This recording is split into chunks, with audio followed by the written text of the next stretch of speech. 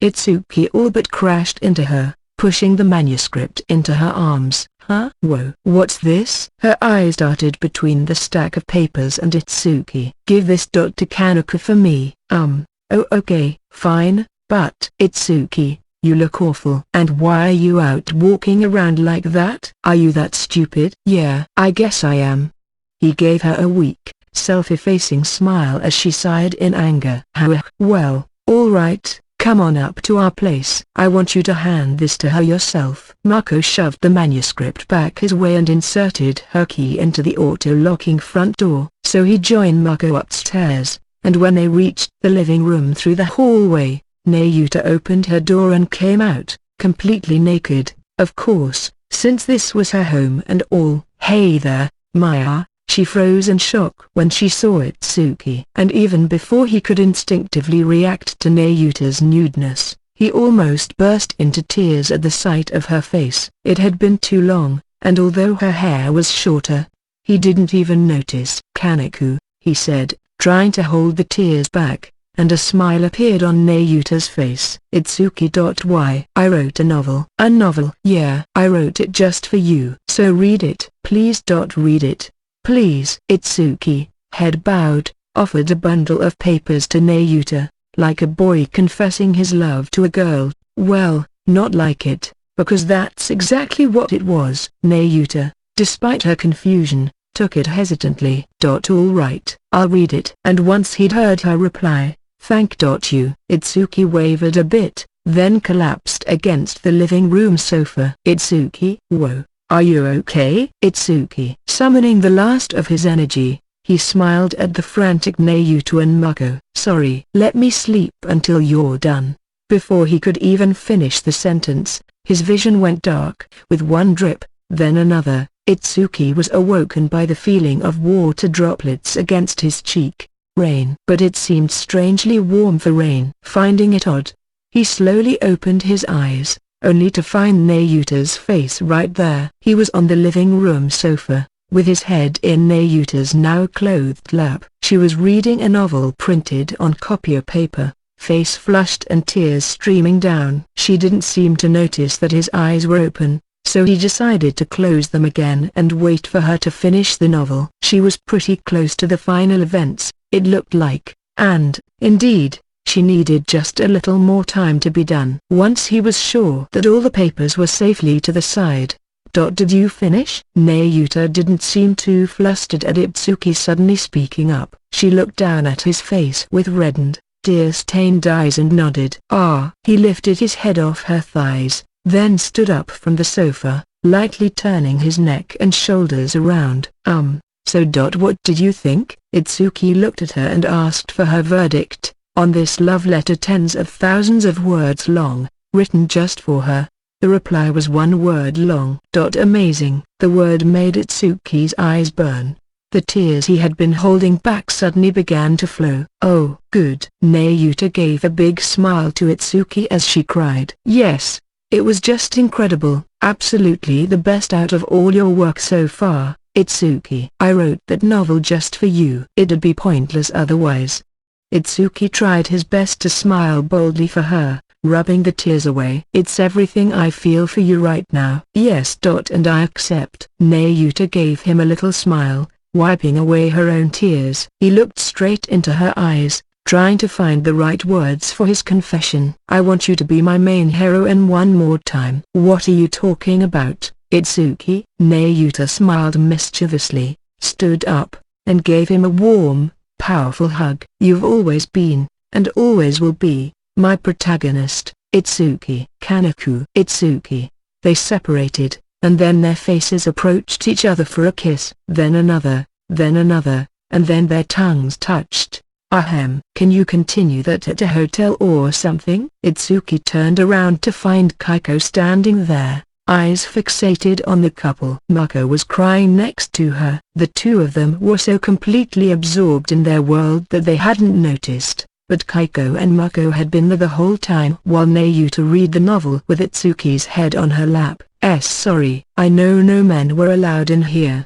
Nayuta gave her audience a shy smile. Itsuki joined her. Yeah, Sorry. I'm gonna go home and sleep. I still feel exhausted. All right. I'll see you tomorrow, then, so make sure you get lots of rest so you're ready for anything. Oh, go easy on me. Itsuki broke out in a cold sweat, his fear levels nearly at their limit. Mako, blushing a bit at this, turned toward the manuscript on the sofa. Was it that good, Nayu? The novel? Yes, it was really awesome. I'm soaking wet after being filled with Itsuki's wet, hot, overpowering love. Just reading it almost got me pregnant. Oh, hey, is it okay if I read it, too? Itsuki seemed uncomfortable at this request. You can if you want, but I think it's gonna read like a piece of crap to anyone besides Kaneko. No, it won't. It's the greatest love story of the century. Nayuta almost snorted the words out, then she chuckled at herself. But I'm not all that sure about the bit at the end with the handsome actor who makes a pass at the heroine. Oh, would that be based on Yuma Takashina? Itsuki silently blushed and looked away. Mr. Takashina isn't all chintzy like that, and he's definitely not a garbage playboy with a revolving door of lovers, and it's not like my heart was all distressed over whether to pick him or Itsuki. And the part where the protagonist beats the handsome guy up during a date is unnecessarily verbose and distracting. I was too absorbed to let it bother me during the reading, but now that I look back, that scene was way too cheap and convenient, so I think there's room for improvement there. You punched him out during a date. You've never even met Yuma Takashina. Mako rolled her eyes at Nayuta's description. This work's a personal novel, yeah, but it's also first-class entertainment. Any professional writer is gonna make some adjustments, alright? Itsuki fired back, still blushing, but even he wasn't oblivious. Having a Mr. Perfect-style rival character involved with the heroine suddenly turning out to be a creep, or dying of an incurable disease, or abruptly going abroad to study was something that just didn't happen in real life. The world turns every day without caring about what would be convenient for you, and if you brood over it for so long that you lose the one you love, it's completely your fault. That's why Itsuki thought that this ending, where the heroine still waited for him even after they had a breakup, truly was like a miracle. He knew he'd never have a miracle like that again in his life. And that's why he couldn't ever let go of it. This time, he was going to carry on the grand tale with him as the protagonist until the day he died. Some adaptations? You call that adaptation? Nayuta smiled, chiding him. And I'm going home. Oh, wait, Itsuki, I'll walk you out, Nayuta said, chasing after him. Mako, watching on, sighed. So in the end, muttered Kaiko, they buried the hatchet, huh? Talk about getting worked up over nothing. What a bothersome couple. You said it. Mako grinned, while Kaiko had more sympathy on her face. But you don't have any regrets, Maya. You wasted your last chance of becoming Hashima's main heroine. And you even helped Nayu regain her spot. Nope, Mako replied, a confident smile on her face. I like Nayu with Itsuki, and I like Itsuki with Nayu. I didn't try to get in between them, and I tried to get them back together, because that's exactly what I wanted. Kaiko gave Mako a gentle smile. You really enjoy putting yourself through hardship, huh? Maybe, but that's just who I am. Mako returned the smile, then stretched out a bit. But it's really nice, isn't it? Being in love. Maybe I ought to get myself a boyfriend soon, too. She tried to make it sound light and flippant. But then Kaiko raised her arms up and began swinging at the air, as if shadowboxing.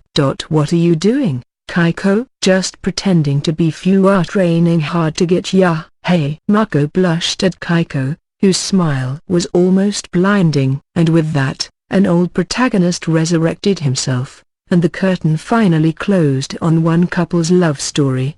Now it was time for a new story, one starring the protagonist Mako Shirakawa. End.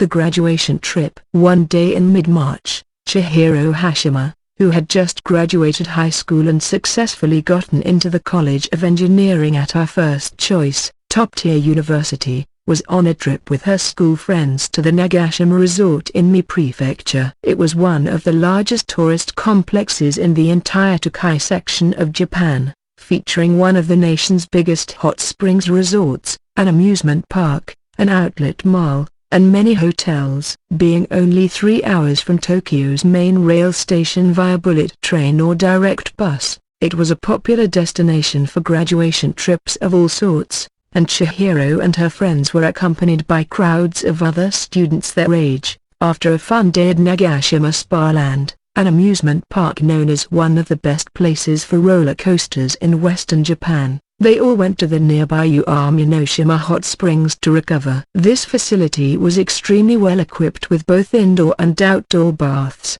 the former including several types of jet baths, fizzy carbonated baths, even tingly electric baths to help you relax your entire body. Outside, the open-air baths took their inspiration from the natural beauty of Toyama's Kurobe Gorge, for the men's facilities, and Omori Prefecture's Oire Stream, for the women's, allowing visitors to kick back and relax in the most beautiful of settings. Given the all-natural springs powering the open bath, there can often be a fair amount of distance between one to another. Plus, it's a given that you do so naked for the most part.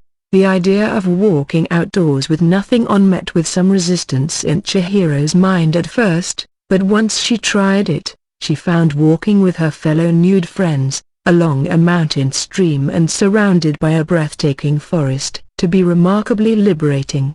The slightly chilly March breeze felt refreshing on her body after leaving a hot, cheek-flushing bath. She began to understand why her brother's girlfriend loved to go around nude all the time, but then reminded herself that she shouldn't try to understand that. Sure did feel good, though. Aside from Chihiro's personal conflict here, nothing particularly important happened on this trip, so please enjoy the following outdoor nude scene, drawn in a most tasteful manner from our illustrator, Kantaku. Mako Shirakawa, Rookie Editor.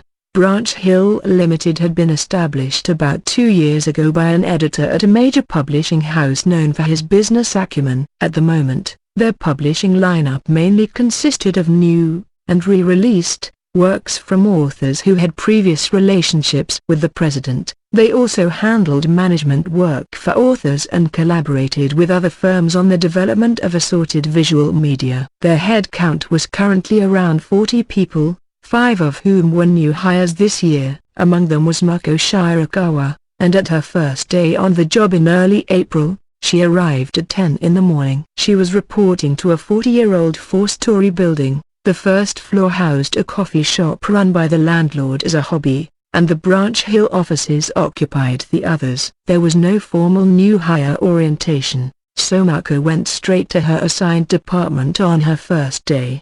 The General Entertainment Editorial Department on the 3rd floor. Branch Hill didn't dedicate staff to any single label. Instead, this department handled all company publications, including novels, manga, art books, and general-purpose magazines. Taking the elevator to the 3rd floor and using her key card to open a nearby metal door, she found a room a bit under 500 square feet in size. It was partitioned into several blocks. A few office desks lined up in each one. Not too many people were there, like GF's editorial department, and that of many other publishers. It was a rolling schedule, and you could report whenever you wanted as long as your work got done. So what should I do? A bit puzzled, Mako began by introducing herself to the people nearby. Hello, my name's Mako Shirakawa, and I'm starting my job here today. Great to meet you all. She raised her voice high enough to reach the entire room. The employees looked up from their computers, turning their attention to her. One of them, a young woman, got up from her seat and came over.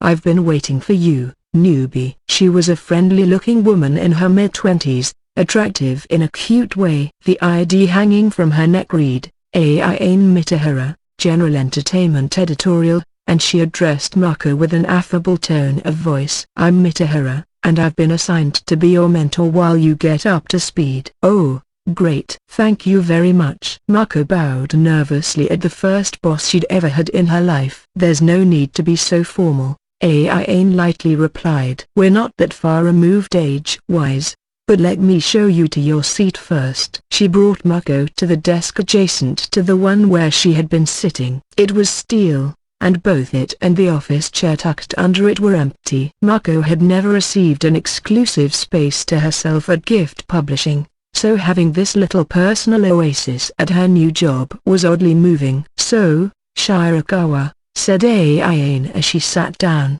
I'm going to have you support me for the time being while you learn how your job works. Is there anything you'd like to ask me before we dive in? Mako looked around the room. How many people work in this editorial department total? Well, with you joining us, that makes 12. 3 are mostly devoted to manga, but the rest of us do pretty much everything. That being said, me and 4 others are focused on light novels right now, so I guess you'll be joining our team first. All right. So, are any other new hires joining me? Well, we have more people joining editorial this fiscal year, but they're all coming on from other publishers, so they're hitting the ground running. So I'm the only one coming fresh out of college? Yeah. There are some other college hires joining us, too, but they're in Okinawa. So, Okinawa. Mako was surprised to hear they were so far away. Right. Besides this building, we have a sales office in Okinawa. In Okinawa. Yeah. Real estate is super cheap down there, and you can do a lot of the work anywhere as long as you have internet access. So, right now we've got our support center and web administration in Okinawa, along with a real big warehouse. I see. So there are companies like this, too. It was impressive to Mako. But the fact that she was the only new person in this office made her a tad uneasy. It must have showed on her face, because Ain gave her an encouraging smile. But it's all right. If you have any problems, I'll lend you an ear, okay? Can't lend much more than that, but still. Ha. Mako smiled back. Not having any fellow college grads made her anxious, but at least her boss seemed easy to talk to. Come to think of it, Shirakawa, you used to work part-time for another publisher, didn't you? Right. Yes. Which one? Did they do light novels? Mako had mentioned on her resume that she had worked part-time for a publisher but hadn't dived into much more detail than that. If she touted how much GF Bunko's editors liked her and how closely she knew people like Nayuta, Itsuki, Haruto, and Kaiko, maybe that would have made her job hunt easier. But then, she reasoned, it'd be like she got her job through her connections rather than really earning it for herself. Yeah. GF Bunko. GF. Oh wow, GF. This excited Ain much more than Mako had anticipated. That's not bad, is it? Oh no, it's just that I know someone who writes for GF. Really? Who's that? Itsuki Hashima. You know all about My Little Sister? It had an anime version a bit ago. Now Mako was just as shocked. Oh, have you met him before? Yeah, a lot more than met. But regardless, Hashima went to my college for a little while. In fact, he kind of started the domino chain that led to my job at GF Editorial. Whoa, neat. Sure is a small world sometimes, isn't it? Were you dating Itsuki, by any chance? No, not at all. We're just friends. Mako insisted, blushing at Ain's interrogation. Wait, she's on a first-name basis with him, too? What kind of relationship did you have with Itsuki, Miss Mitahara? Well, to tell the truth, he was kind of my inspiration to become an editor, too. He was? Ain squinted as she reminisced, ignoring Mako's shock. My mother worked as a housekeeper for Itsuki's family, so that's how we met. He lent me this light novel, and long story short, that was how I wound up entering this business. Wow. Mako had mixed feelings about this. This woman had met Itsuki, encountered light novels through him, and now she was an editor. The idea that someone else had followed this same path, especially someone older than her, and so beautiful, was unbelievable. She had already completely, totally, utterly blown off any romantic feelings for Itsuki. But even so, this made her reflect a little. Maybe it just hurt to be confronted by the fact that her life wasn't so one of a kind after all, no matter what path she took. But ever since she'd read a certain novel some time ago, one thought had been growing stronger in Mako's mind. It was, oh, by the way, speaking of GF Bunko, have you ever met Nayuta Kani? Ain changed the subject, unaware of Mako's inner thoughts. Again, met wasn't the half of it. Yes, I have. Ah, wow, neat. Now Ain was tensed up again, albeit in a different way from when she had been talking about Itsuki. This time, she seemed honestly envious. Are you a fan of hers, too, Miss Mitahara? The landscape series and all? Of course. She's my favorite author. Ah, really? Nayuta had tons of dedicated fans in the publishing industry, not least of which was Kiraru Yamagata, her editor at GF Bunko. Ain must have been another one of them. I'd love to work with her someday, but GF keeps such a tight lid on her that I can't even get in contact. But I bet that's true even if I was an editor over there, huh? Why yeah, I suppose so. Ha ha ha. It was a dry laugh. If I told her I was rooming with Nayuta right now, how would she react then? Hey, so what's Kani like? I know she really is a young woman like how she's presented, and not a guy or an alias for some veteran writer like the rumors say, but even in the industry, nobody really knows anything more than that. Well, she didn't know how much to tell her, and besides, Mako was reluctant to harness her knowledge of Nayuta to curry favor with her new boss. Well, she's a very cute girl. Really cute. A pause. But hey, how about we start talking about my duties here? The first order of business was to teach Mako editorial work so she could provide support to Ain. But since the basic job description wasn't much different from her previous part-time work, Mako handled it all with ease. I was a little worried, since you're my first hire out of college, remarked a pleased Ain. But you're proving pretty useful right off the bat. She was also guiding Mako through the ins and outs of writing business emails and proposals, among other tasks that weren't in her part-time experience.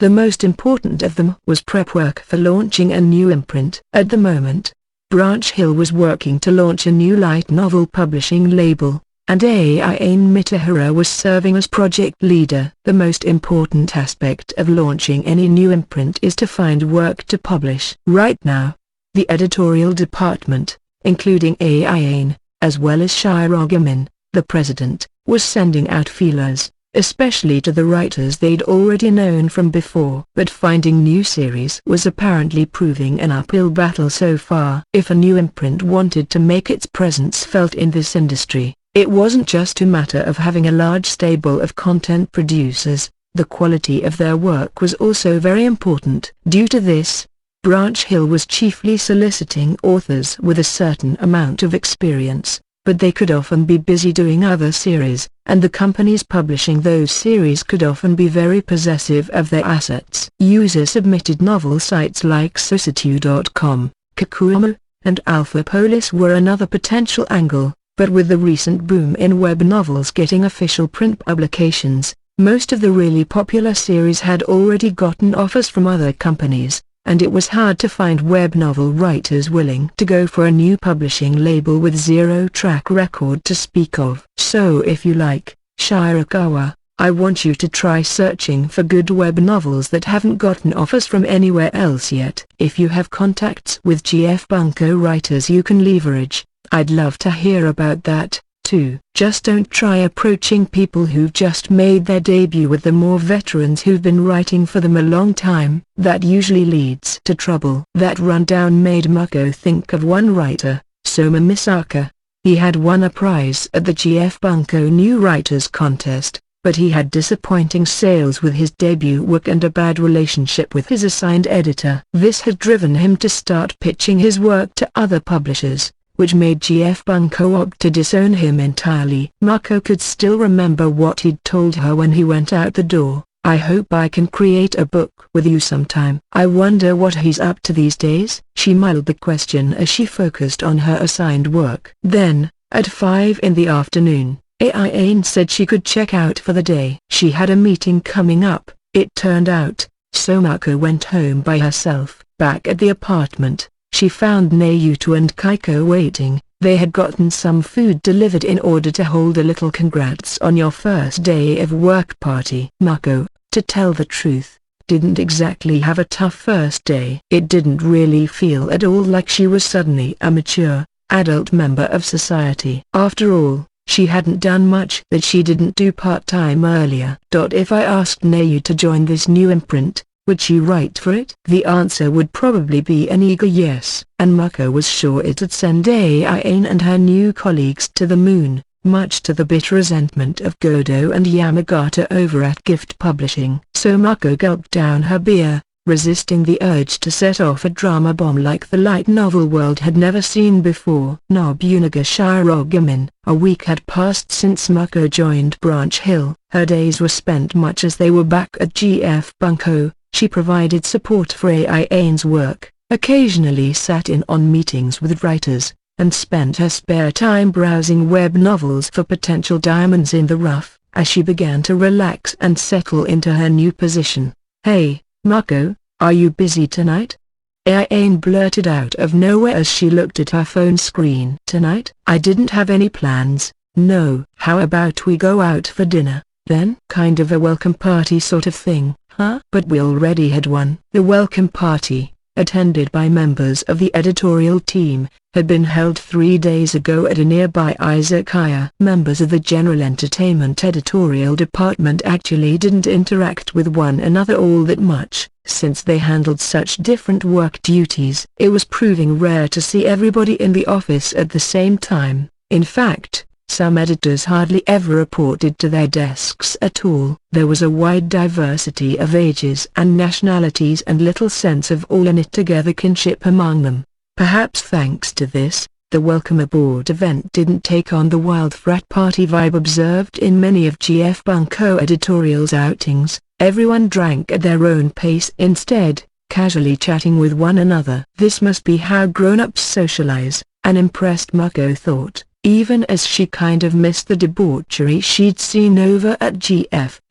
This is a different welcome party. Well, all right, then. Mako nodded, confused, as Aine just gave her a playful smile. A little past 7 in the evening, Aine took Mako to a small yakitori restaurant close by the office. Almost every seat was occupied, and the savory aromas whetted her appetite. "I have a reservation under Mitahara," Aine told the staff, and in a moment, they were shown to a private room in the back. Someone else was already there, a slender man in glasses and a long-sleeve Hawaiian shirt. He was around 30 years old, with a somewhat impish smile on his neatly composed face. "Oh, is this?" It was the man who had interviewed Mako for her job at Branch Hill. He'd had on a business suit at the time, so he was making quite a different impression now, but their exchange was still deeply etched in Mako's memory. She remembered his face well, there was no mistaking it. "Good evening," said Aine, greeting him with a casual tone. "Good evening," he said back, then turned toward the perplexed Mako. "And good to see you again, Mako Shirakawa. Do you remember me?" "Oh, yes, from the interview." "This is our president, Mako." Aine said it so informally that it took a few moments for Mako to react. The president. "Wait, you're the president?" "Yes, I am," the man said, smiling at the wide-eyed Mako as if he found this incredibly funny. "Nobunaga Shirogamin, president of Branch Hill." "I'm glad to have you on the team, Mako Shirakawa." "Why yes, sir. The pleasure's all mine." Mako knew both Nobunaga Shirogamin's name and reputation from the editors at GF Bunko. He had originally worked in sales for a major publishing house when he got transferred to editorial for its rapidly fizzling light novel label. In a virtual instant, he had turned the place around, reviving it with a string of hit titles and becoming its savior. He could have easily become its next editor-in-chief. But he suddenly resigned 2 years ago to start Branch Hill. his own firm. Other so-called name-brand editors existed, but unlike them, he preferred staying away from the spotlight, not bothering with any kind of social media presence. As a result, even though he had a towering reputation in the business, few people knew his actual face or personality, although all kinds of rumors were going around. Mako froze up in surprised anxiety. She had no idea that the president himself had interviewed her. "So how about we place an order?" "What do you want to drink?" Oolong tea," Mako replied. Aine tapped the order into the tablet at the side of the table, and in a minute or two, the drinks arrived. Aine had gone with a Calpico-flavored whiskey sour, Shirogane picking a whiskey highball. "Well, here's to you joining our outfit, Shirakawa." The three of them clinked their glasses. Shirogane took a sip of his drink. "So, are you getting used to the job?" "Oh yes, Aine's been very helpful to me." No, Mako's super talented. I guess GF really taught her a lot, so I've hardly had to coach her on anything else at all. She's contributing right from the outset. The best new hire I could have hoped for." Aine's praise embarrassed Mako. "Oh no, let me tell you, when I was new to this place, I was pretty much worthless." "You're really amazing, Mako." "Yeah, you were a big dunce back then, weren't you?" Shirogane teased, his face serene. Aine frowned. "Well, yeah, I know I was, but I don't like it when the big boss tells me that. I mean, I think any new hire would be pretty lost with training that unhinged. If things had gone any other way, I might have easily quit, you know." "I'm using the bad example you set as I mentor Mako right now." "Ah, very good. I'm glad to hear your experience back then is helping you." Shirogane neatly brushed off Aine's complaining. So the president mentored you, Aine?" "That's right." She nodded. "But that was at the last company." "The last company?" "Yeah, I was hired on from college by the company our president used to work at. It was so hard. Like, every day I thought I might kill him eventually." Shirogane smiled. "Well, that was just before I was about to go independent. I was kind of in a hurry to at least get the new hires up to speed before I quit." "Well, maybe, but putting a total rookie in charge of was totally wild."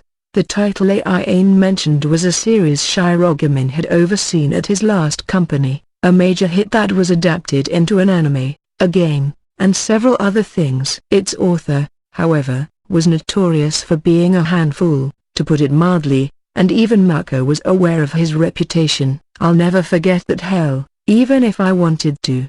The first job I ever got assigned to was to pick up a manuscript for, which is like the most difficult mission I could possibly have been given. I had to travel all over Japan to track down that bum, and I had to do almost everything by myself, from discussing revisions and illustrations to completing the manuscript. I got it all done just before the drop-dead deadline, so I had to go apologize to the printing house. And I was so full of other work that my body and mind were pretty much shredded. And then this guy here calls me to an izakaya near the office at 3 in the morning. I figured he was gonna buy me a drink to congratulate me.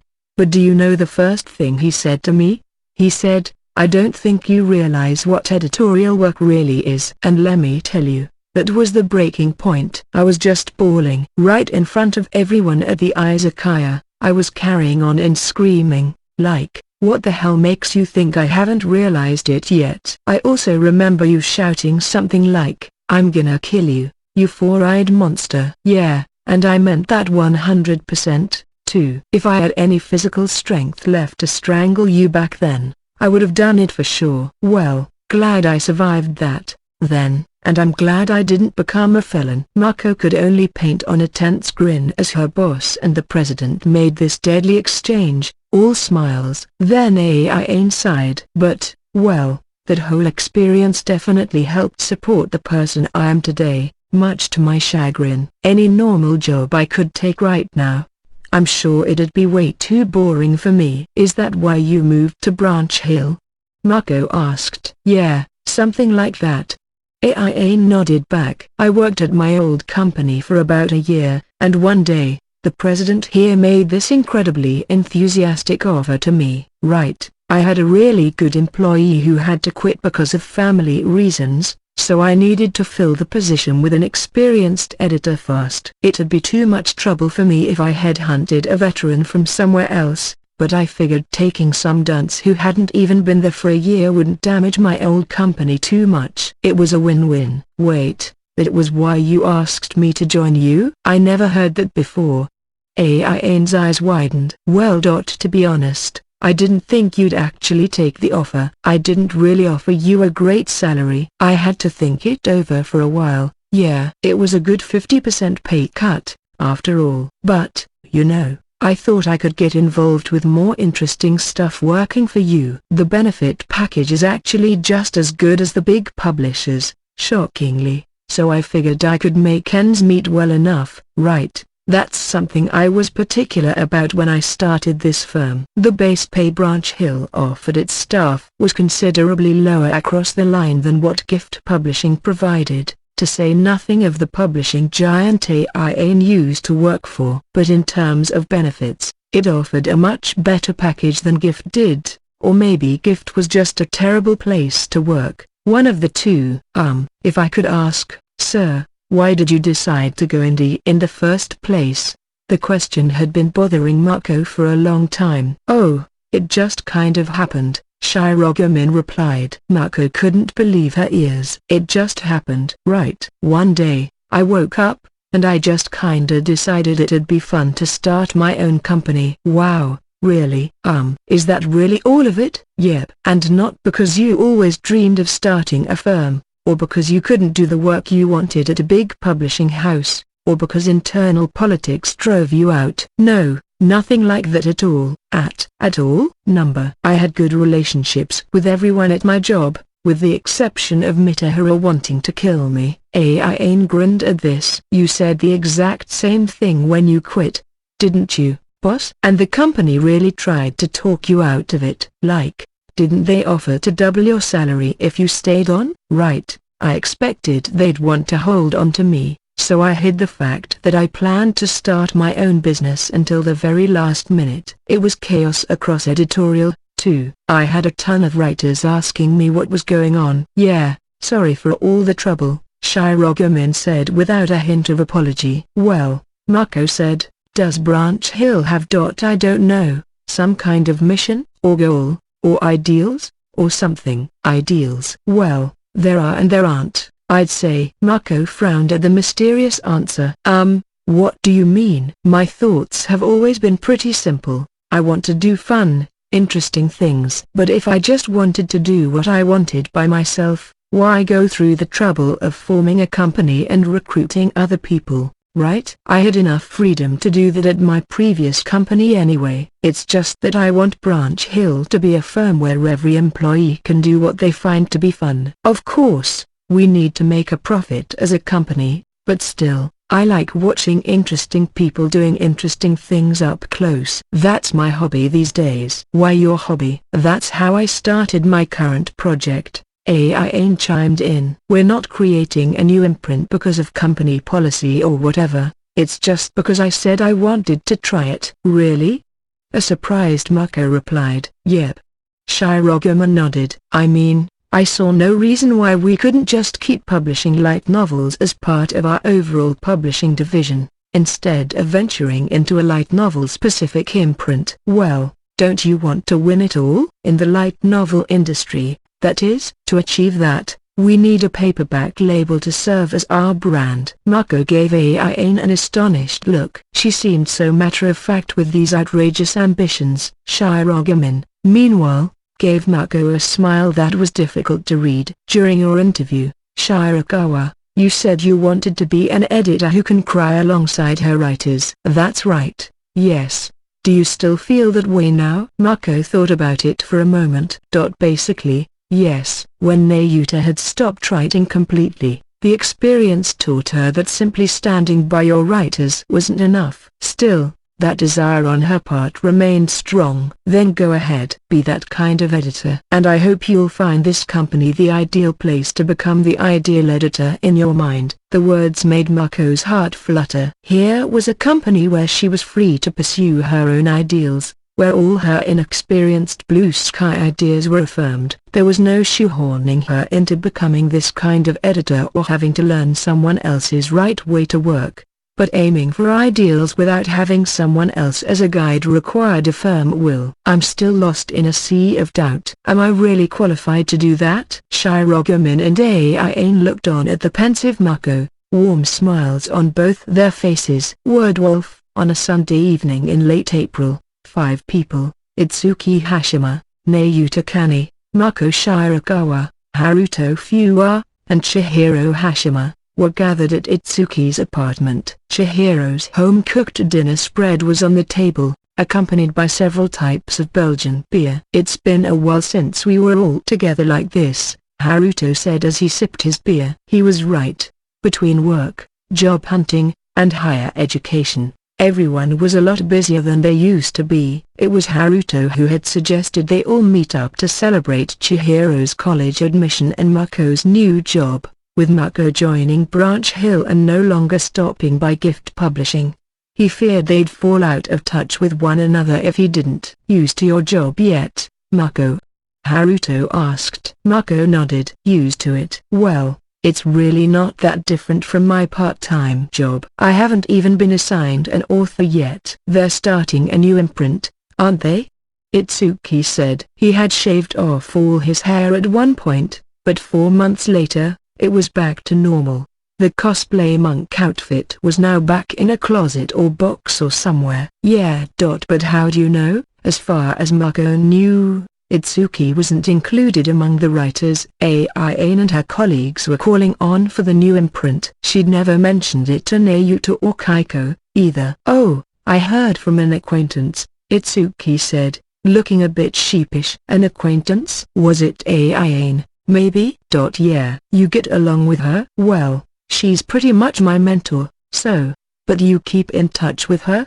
"Is another woman rearing her ugly head, Itsuki?" Nayuta interrupted them. Her hair was just as short now as when she cut off nearly all of it a bit ago. She liked how much lighter it felt, so she stuck with it. "No, I just ran into her when I went back to my parents' house a bit ago. I did get a business card from her, but I haven't talked to her since." Itsuki looked a bit flustered. Neither Mako nor Nayuta suspected that Itsuki had an interest in any other woman by this point, but judging by his attitude, clearly he had something on his mind about Aiane. "Man, Branch Hill's new imprint, huh? If I had Mako editing for me, I'd definitely write for them, too," Haruto said. He sounded half serious. "I'll write, too, if you're in charge of me, Maya." Mako chuckled a bit at Nayuta. She was all but positive she'd say yes if she asked her, so she hadn't told her anything about the new label yet. "Well, if I pulled you and Fuwa away, I'm sure Mr. Godo would kill me,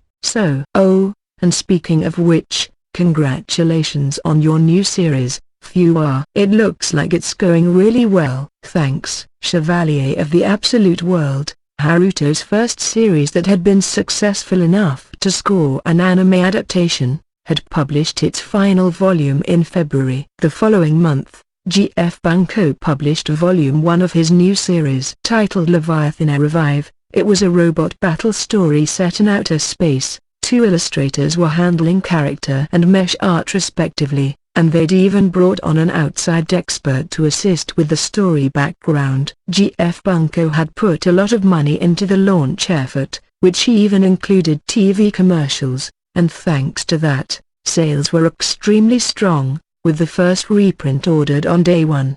The book was also well received by readers. Just like the last series, the eye-catching characters, developed story, and well-crafted world attracted attention from science fiction fans as well. "I really enjoyed Revive a lot," Chihiro said. She had recently begun growing her hair longer, keeping it straight instead of tying it up in the back. It made for a much more mature look than before, which threw Haruto a bit. They hadn't seen each other since Chihiro confessed her feelings to him last year. They had kept in touch via their phones, but ever since her sister, Shiori, was born, Chihiro had rarely come to the apartment. Itsuki was now visiting his parents' place all the time to see Shiori, so there was no need to. "Ah, yeah, thank you, Chihiro," said Haruto. "You're a really kind girl."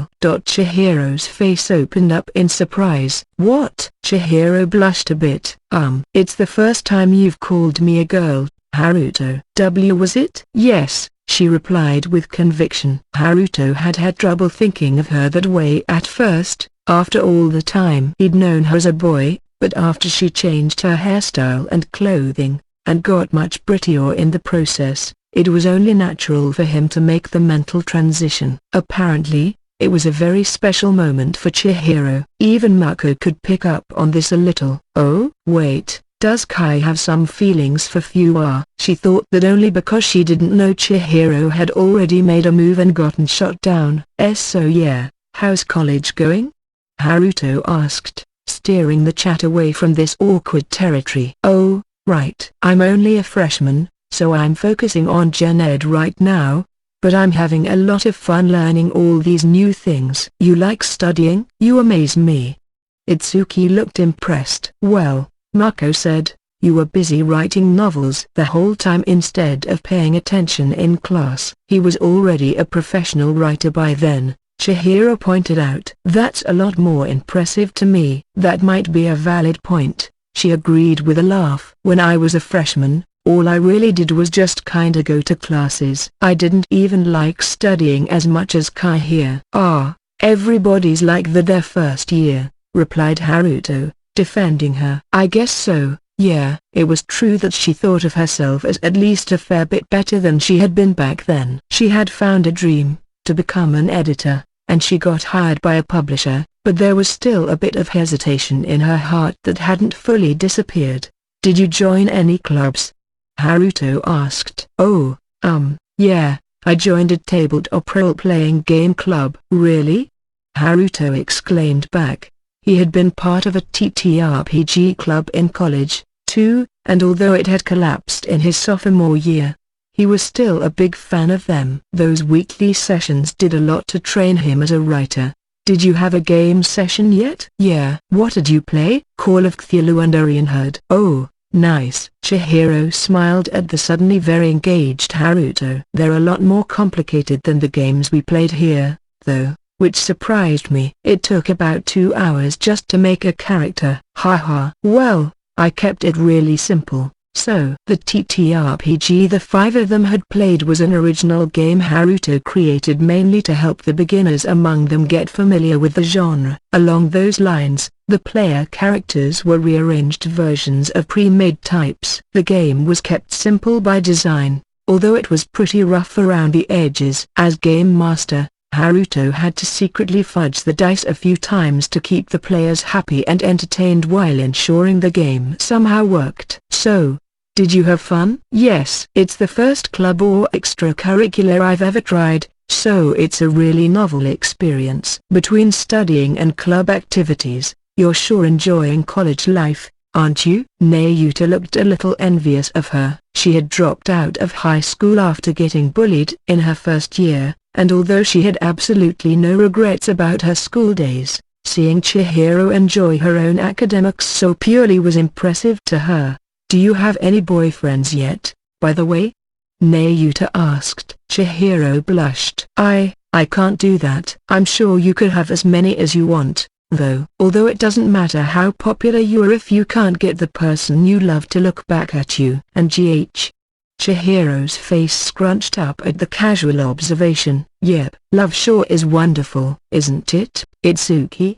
Don't drag me into this." Nayuta began clinging to Itsuki. It flustered him, but not enough to try shaking her off. "Well," Chihiro whispered, looking at them, "I want it someday, too, but..." She took a glance at Haruto. He moved his eyes away from hers.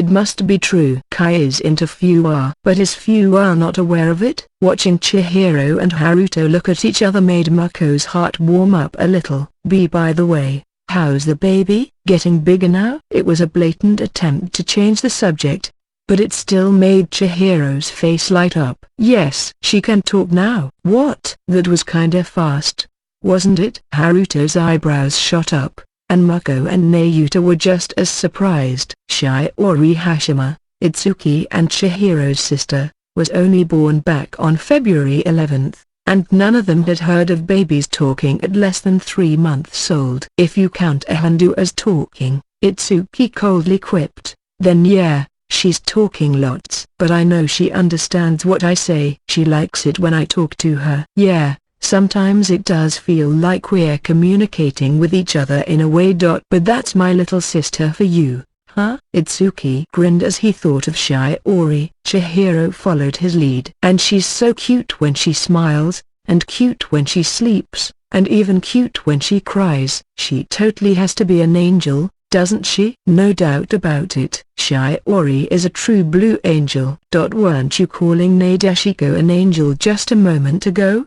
Mako asked, glaring at Itsuki. Yeah, Nadeshiko's an angel in her own way, but our Shiori's a real angel, so, right? She is just the cutest of them all. Itsuki revealed not a hint of hesitation, with Chihiro offering her full agreement. Watching this pair of totally smitten siblings made Haruto laugh a bit. Well, I can see how a newborn sister must look really cute to you geese. But how long do you think that'll last? Forever. How long do you think? Exactly. Shiori is our eternal angel. Haruto smiled wickedly at the Hashimas, both offended by these foreboding words. If you say the same thing 10 years from now, he added, you deserve all the praise I can give you. Do you have any pictures? Mako asked. Oh, of course. And lots of videos, too. Want to see them? Of course you do. Chihiro pulled out her phone and began to show Mako her now extensive gallery. Ah, she's so cute. It's so true, isn't it? Now I can see why you call her an angel. The adorable Shiori made Mako smile broadly. Here, Nayu, you take a look, too. She's super cute. That's okay, Nayuta replied with a smile. Itsuki's already showed me a lot, so I'm good. The two of them had managed to reconcile, but Itsuki was now spending at least half of every week at his family's house, and even during dates, he wouldn't stop showing Nayuta pictures and videos of his sister at every opportunity. It was frustrating, almost like someone had taken her boyfriend away from her, but she was accepting of it. He had an obligation to look after a newborn sister, and besides, she'd become Nayuta's sister-in-law soon enough. As they continued to eat and drink, regaling one another about recent events and listening to the Hashimas boast about their younger sister, they pretty much went through everything laid out on the table. Swigging the beer left in his glass, Haruto let out a satiated sigh. Well, I'm pretty full, so why don't we play a quick game of something? Oh, sure. I'm up for it. Nice. How about it? Chihiro, Mako, Itsuki, and Nayuta all agreed. They had missed moments like these. So what'll we play? Itsuki asked. Hopefully something that doesn't involve a lot of pieces. I think I know the perfect one. It's called Word-Wolf, and all you need is a pen and paper. Word-Wolf? Chihiro asked Haruto. Yeah, it's a werewolf-type game where you're trying to hide your identity. Basically, the game master gives a certain word to the players. They all receive the same word except for one person, who receives a different one instead. That makes them the word-wolf, and then players have to talk among themselves and guess who the word-wolf is. Also, keep in mind, the word-wolf has no idea whether their word is the same as everyone else's or not. So they don't know if they're the word-wolf. Exactly. So after the conversation is over, everyone points at who they think is the word-wolf at the same time. If the person who gets the most votes really is the word-wolf, the other players, or the villagers, win, and if they're wrong, the word-wolf wins. But even if the word-wolf gets the most votes, if they can guess what the other player's word is, they can win that way, too. So we need to keep the conversation going so that the word-wolf can't guess what the subject really is. You got it? Haruto nodded. Sounds kinda hard, I bet, Nayuta said. Not exactly your specialty, huh, Maya? Who decides which 2 words we use? Itsuki asked. Well, there's an app for that.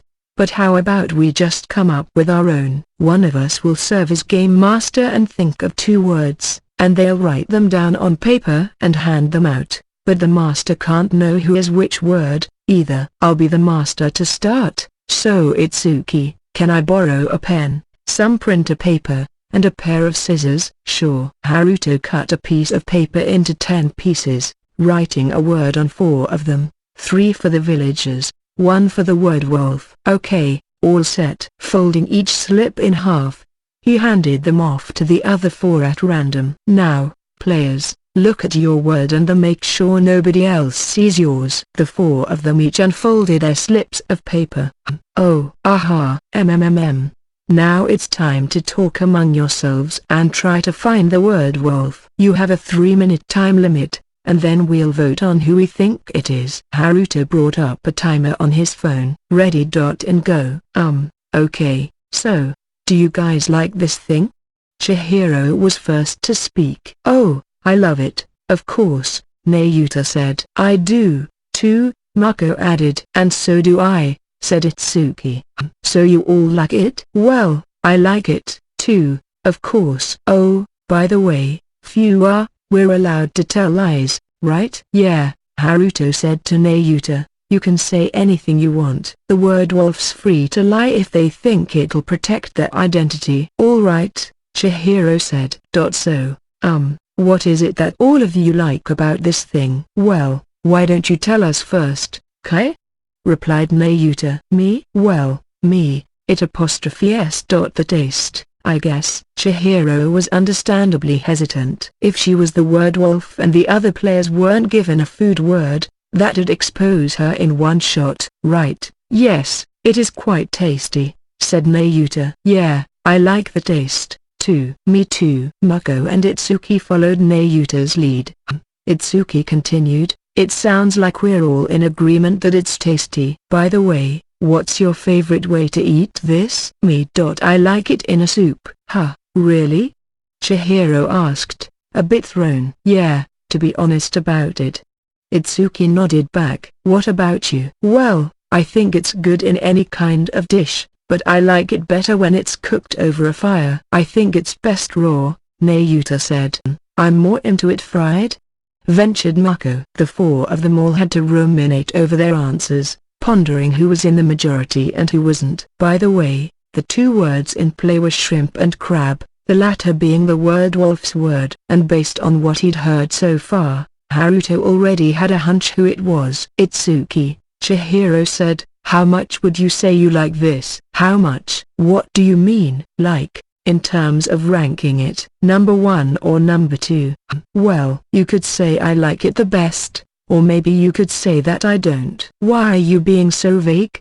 Mako wondered. I'll just say that this is number 1 for me, Nayuta said. I'd say I like it just a normal amount. Yeah, I agree with Mako. Once Mako and Chihiro had their say, the phone's alarm went off. 3 minutes had gone by. Okay, Haruto said as he stopped it, the debate is over. Everyone, on the count of 3, point at who you think the word wolf is. 1, 2, 3. In an instant, everyone's arms were out. Itsuki was pointing at Nayuta, and everyone else was pointing at Itsuki. 3 votes for Itsuki. Now, let's see if he really is the word wolf. Itsuki, show us your paper.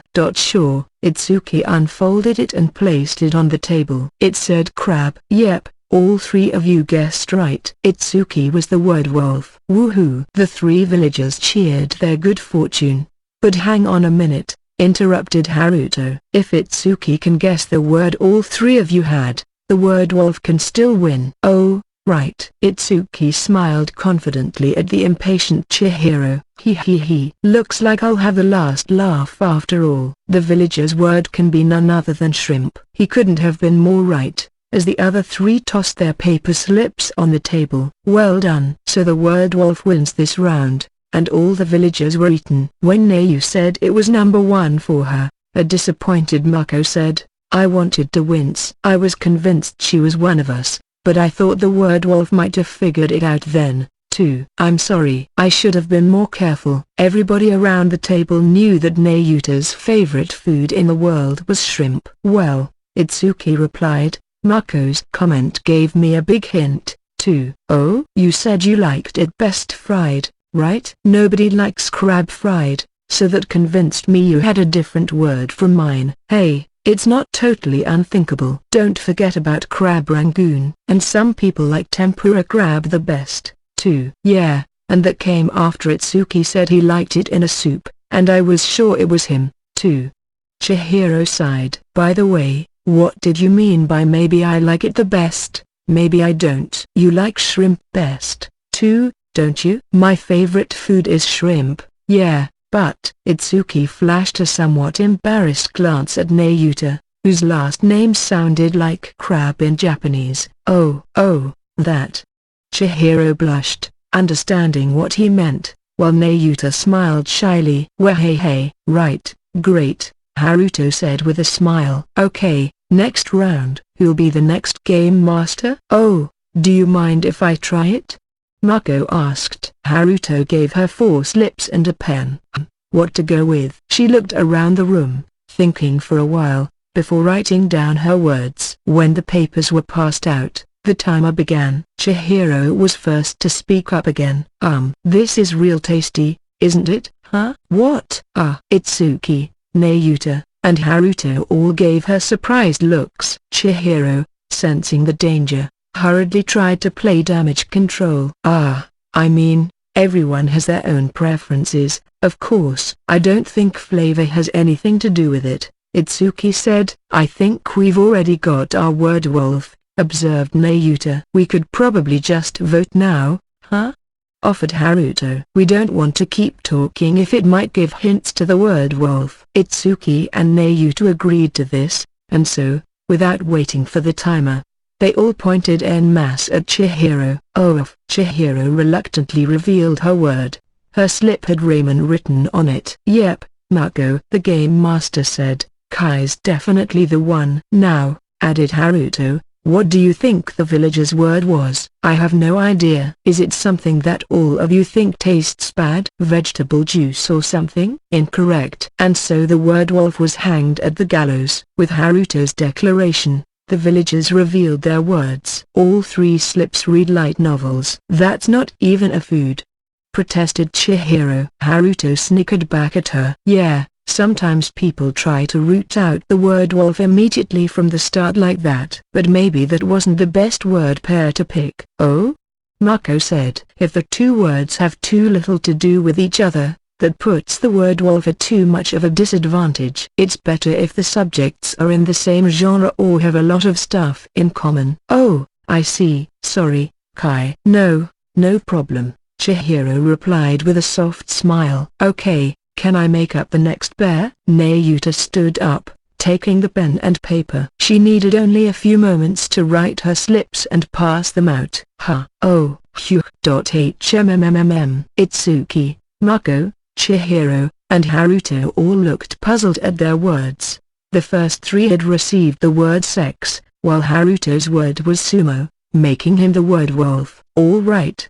Nayuta beamed as she set the timer. Time for all of you to talk about it. Itsuki went first, albeit hesitantly. Well, have you guys ever done this before? No, I haven't. Chihiro, sex, and Mako, sex, both blushed a little. Me either, Haruto, sumo, added. Never in real life. No? Yeah, I'll bet. But I'll just tell you guys that I have. I know. Mako and Chihiro thought as Itsuki shyly spoke. Haruto, a virgin, accepted this well enough. Growing up as a boy, he assumed Itsuki must have played sumo with kids during recess at some point in life. By the way, I like manga about this. I collect the volumes and stuff, offered Haruto, sumo. PFFT. Mako, sex, cracked up. You're starting with that admission. Few are. She knew Haruto was a dyed-in-the-wool otaku, so it wasn't exactly a big surprise. But nonetheless, the 3 people on the sex side were dumbfounded. Who was brazen enough to just step up and say, I like collecting porn manga? Haruto, of course, was referring to sumo-oriented manga like Inamaru Sumo and Bukabachi, featuring a lot of sweaty, passionate scenes, maybe, but not erotic at all. Yeah, I guess I read this manga, too, sometimes. Itsuki, sex, said. Some of them are really worthy of being called masterpieces, even. Oh, I haven't, not read any before, Mako, Sex, added. I don't know much about them, either. But I'm a little interested, I think. Chihiro, Sex, had to drum up a lot of nerve to say that much. Even she was aware of her lack of knowledge in sexual matters, but she wanted to learn at least a little for whenever she got a lover and started to engage in that sort of stuff. Oh, really? You're interested, Chihiro? Haruto's eyebrows rose with delight. To Chihiro, this was someone she cared a lot about asking if she was interested in sex. She immediately reddened. Why, yes. She nodded. Ah, really, Kai? A surprised Mako asked. Well, what about you, Mako? You aren't interested in the subject at all, huh? Well, it's not like I'm not interested, but... Really? You too, Mako? Haruto was now raising his voice. Wow. Well, maybe I could lend you some of my recommendations later, huh? What are you talking about? What are you trying to get my sister to read? Haruto looked doubtfully at Mako, Chihiro, and Itsuki. No, I mean, my favorite manga picks. Ah. Finally, Haruto realized something wasn't quite right between him and the others. But the same was true for the sex crew.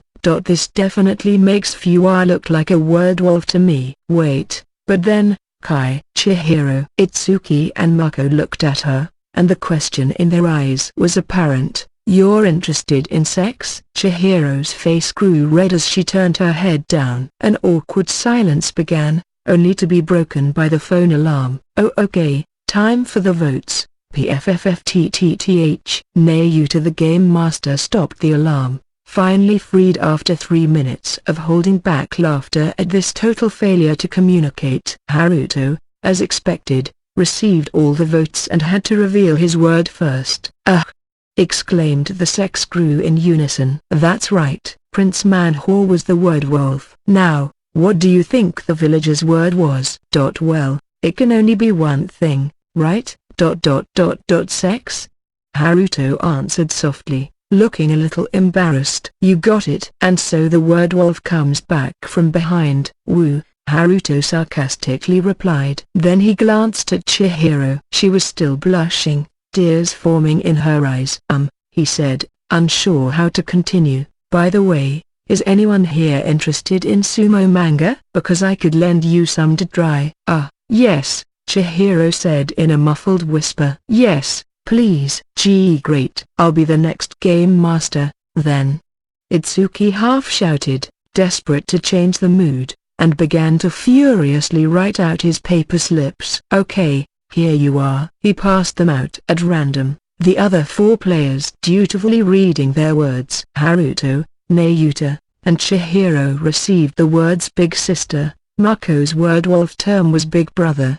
Big sister, huh? Itsuki wrote those, so the other word has to be little sister. Big sister? Knowing my Itsuki, the other term must be little sister. Big sister. Well, I doubt my brother would have paired this with anything but little sister. Big brother? Yeah, well, it's still Itsuki writing this, so the other one must be little sister. The moment they saw their words, they all thought the same thing. The only question was who the word wolf was. Right, Itsuki said as he set the timer, you may begin. All 4 of them were convinced what the other word was, so they started by probing one another with vague terms. Let's see. This sure is popular, isn't it? Haruto went first. Chihiro soon followed. Yes, it certainly can be popular. And that popularity is pretty reliable. Right. It shows up in light novels a lot, too. Nayuta and Mako continued, while all 4 of them nodded at one another. By the way, Haruto said, do you guys like this? I do, Chihiro said. I actually do a lot, Nayuta said. I guess I'm pretty normal with it, Mako said. Hearing this made Haruto conclude that little sister was the majority word this time around. So he dared to veer off the beaten path. Yeah, to be honest, I'm not really into the idea. Haruto was into big sister characters. But if he said he liked his word, it had revealed that he was carrying something besides little sister. Everybody knew, after all, that Haruto had a little sister who troubled him a lot. With that lie, the other three began to get a very wrong idea about things. Chihiro, who has a real-life little sister she adores, likes them. Nayuta, who adores a little sister-oriented novelist, likes them. Mako, who has talked about how she doesn't really understand the little sister trope, pretty normal with it. Haruto, who whines about his real-life little sister a lot, not really into the idea. Put it all together, and it suggested to everyone simultaneously that the villagers' word was little sister, and they, every one of them, were the word wolf. Right, yeah, there's an anime this season starring one of these, isn't there? It was Mako who said it, attempting to make people think she carried little sister. It's a very typical subject for Itsuki, isn't it? You know, I've only just recently realized how wonderful it is. Apparently it's a popular subject in China, too. Nayuta, Chihiro, and Haruto followed suit with the discussion of little sisters, emphatically agreeing with one another at every opportunity. You know. I wonder if the word wolf knows what the subject is by now? Haruto, convinced both that he was the word wolf and that he had perfectly disguised it, pretended to act a little worried. Right? They're in total stealth mode right now. Nayuta, convinced both that she was the word wolf and that she had perfectly disguised it, pretended to act just as worried. Maybe we got too into specifics. That might not be good. Mako and Chihiro, convinced both that they were the word wolf and that they had perfectly disguised it, also feigned puzzlement as they chuckled internally. They carried on with their brazen lies. Well, now what? And what should we do now? And we're at an impasse, aren't we? As they waited for time to expire, beep, beep, beep. The 3-minute alarm went off. Itsuki stopped it. Ugh, I've lost this one. What a defeat. Haruto and Chihiro both lamented their fates. Okay, time to vote. Point at who you think is the word wolf. 1, 2, 3. At Itsuki's signal, all four pointed more or less randomly at someone else, everyone all but assured they were the word wolf. Haruto pointed at Mako, Nayuta at Haruto, Chihiro at Nayuta, and Mako at Haruto. Okay, with 2 votes, Haruto is our word wolf candidate for now. There's nothing remotely word wolfy about me, Haruto breezily replied. See? Phew. Seeing the term big sister on Haruto's slip, Nayuta, Chihiro, and Mako all looked shocked. They were absolutely sure it would read little sister. Haruto, meanwhile, could hardly guess why he got this reaction. What were they so surprised about? Well, just guess the villager word, and I win this. Sorry, guys, but Haruto was a villager. What? Haruto sounded almost frantic at Game Master Itsuki's revelation. Now, he continued, everybody reveal their words. Nayuta, Chihiro, and Mako unfolded their slips, and all 4 players checked one another's words. Nayuta, Chihiro, and Haruto were stunned at the term on Mako's slip. Be big brother. Mako was the word wolf. Itsuki grinned as Nayuta and Haruto bemoaned their fate. And so the winner is the word wolf, Mako. She's eaten all the villagers alive. The end. Oh, I won? Even the winner was stunned, unable to wrap her head around this unexpected victory. I swear, Itsuki said, shaking his head. All 4 of you thought you were word wolves, and you're all talking and trying to act like villagers. I had no idea who the word wolf was. Wow, what a farce that was. Haruto hung his head low. I thought for sure, Chihiro said, that everyone but me had the words little sister. Why didn't you use that as a word?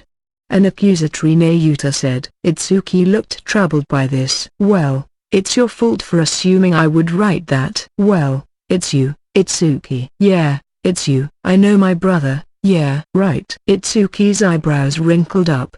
Look, I'm not gonna let myself be synonymous with little sisters forever. My new work isn't a little sister story at all. Your new work? You got something approved? Itsuki nodded at Haruto. Yeah, as he wrote his current series all about my little sister and sisterly combat. Itsuki had been constantly thinking about a new project but had long been unable to come to a decision. Last month, however, he finally got a project approved, along with the basic plot outline. He'd begin writing on it once he wrapped up the volumes of All About and Sisterly Combat he was working on. Itsuki's not writing a sister series? Mako looked a little distressed by it. Itsuki boldly smiled back. I can't write little sisters as heroines anymore. But I can still write lots of non-sisters, and I can make them all incredibly charming, too. Just sit back and watch the new, evolved Naomi. The novel he had written strictly for Nayuta 2 months ago had helped Itsuki catch a glimpse of new frontiers. But in the end,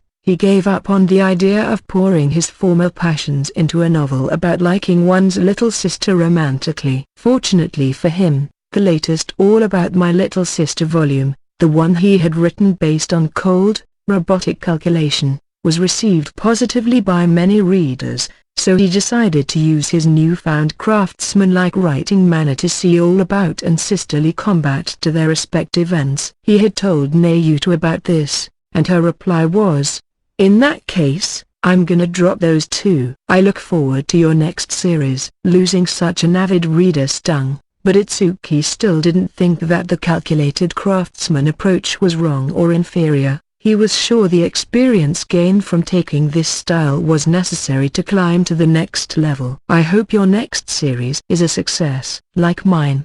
Haruto was being oddly feisty today. PFFT.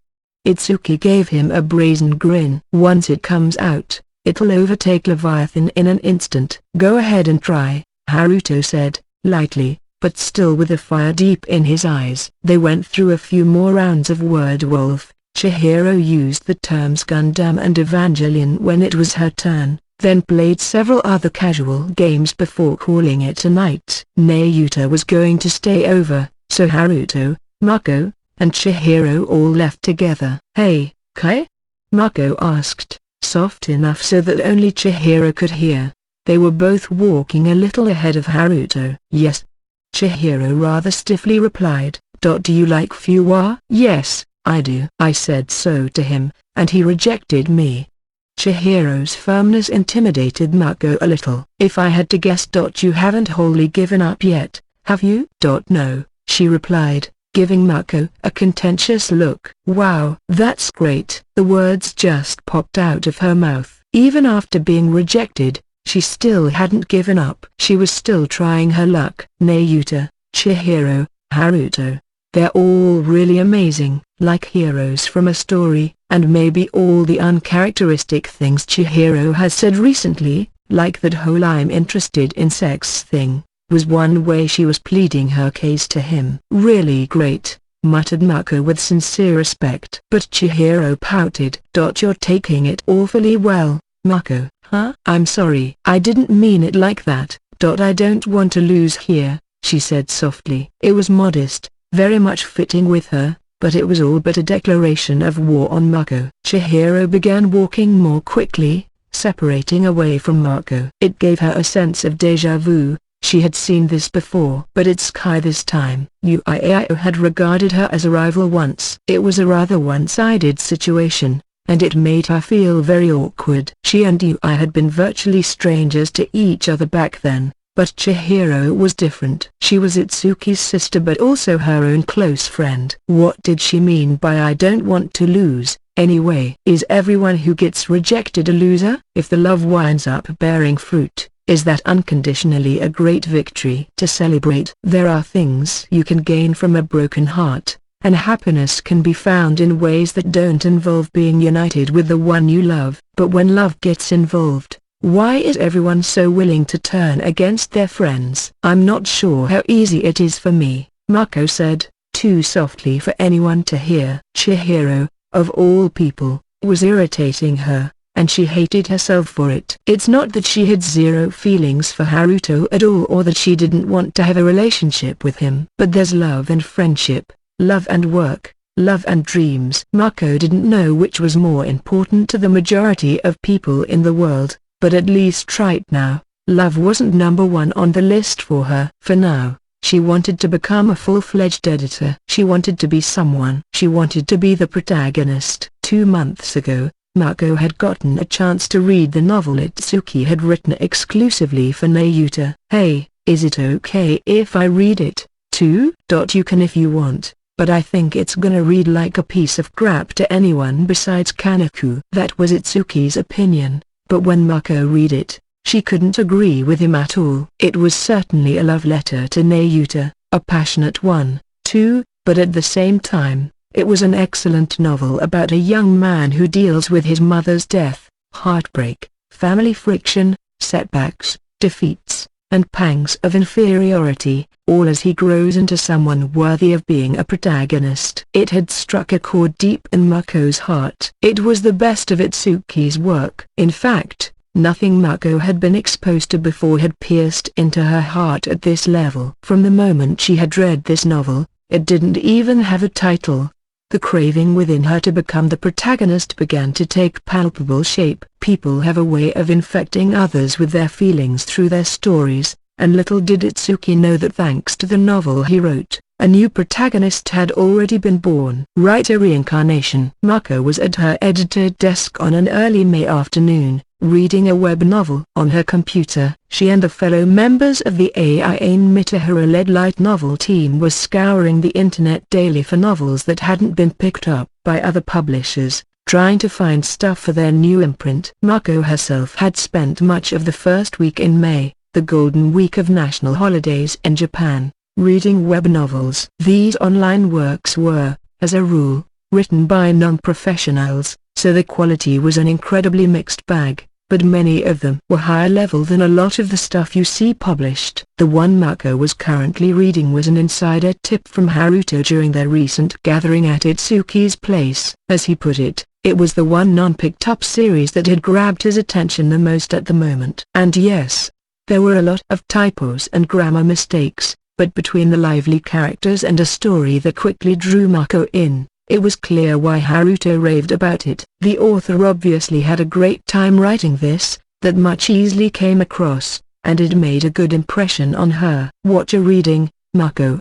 Aiin leaned in from the next desk over, peeking at her screen. It's a novel called The Hero, chased away from his nation, becomes a dark knight and lives a life of freedom. Oh yeah, I heard that's building a fan base right now. You like it? Yeah. It's good. Then Aiin frowned a bit. Sadly, she said, Mr. Sito from our office approached the author about publishing, but he got turned down. It was a disappointment for Mako. Oh, really? So did someone else pick it up after all? It doesn't look that way, actually. Apparently, this author's turned down all the offers he's received. He doesn't want it published anywhere. Wow. Why is that?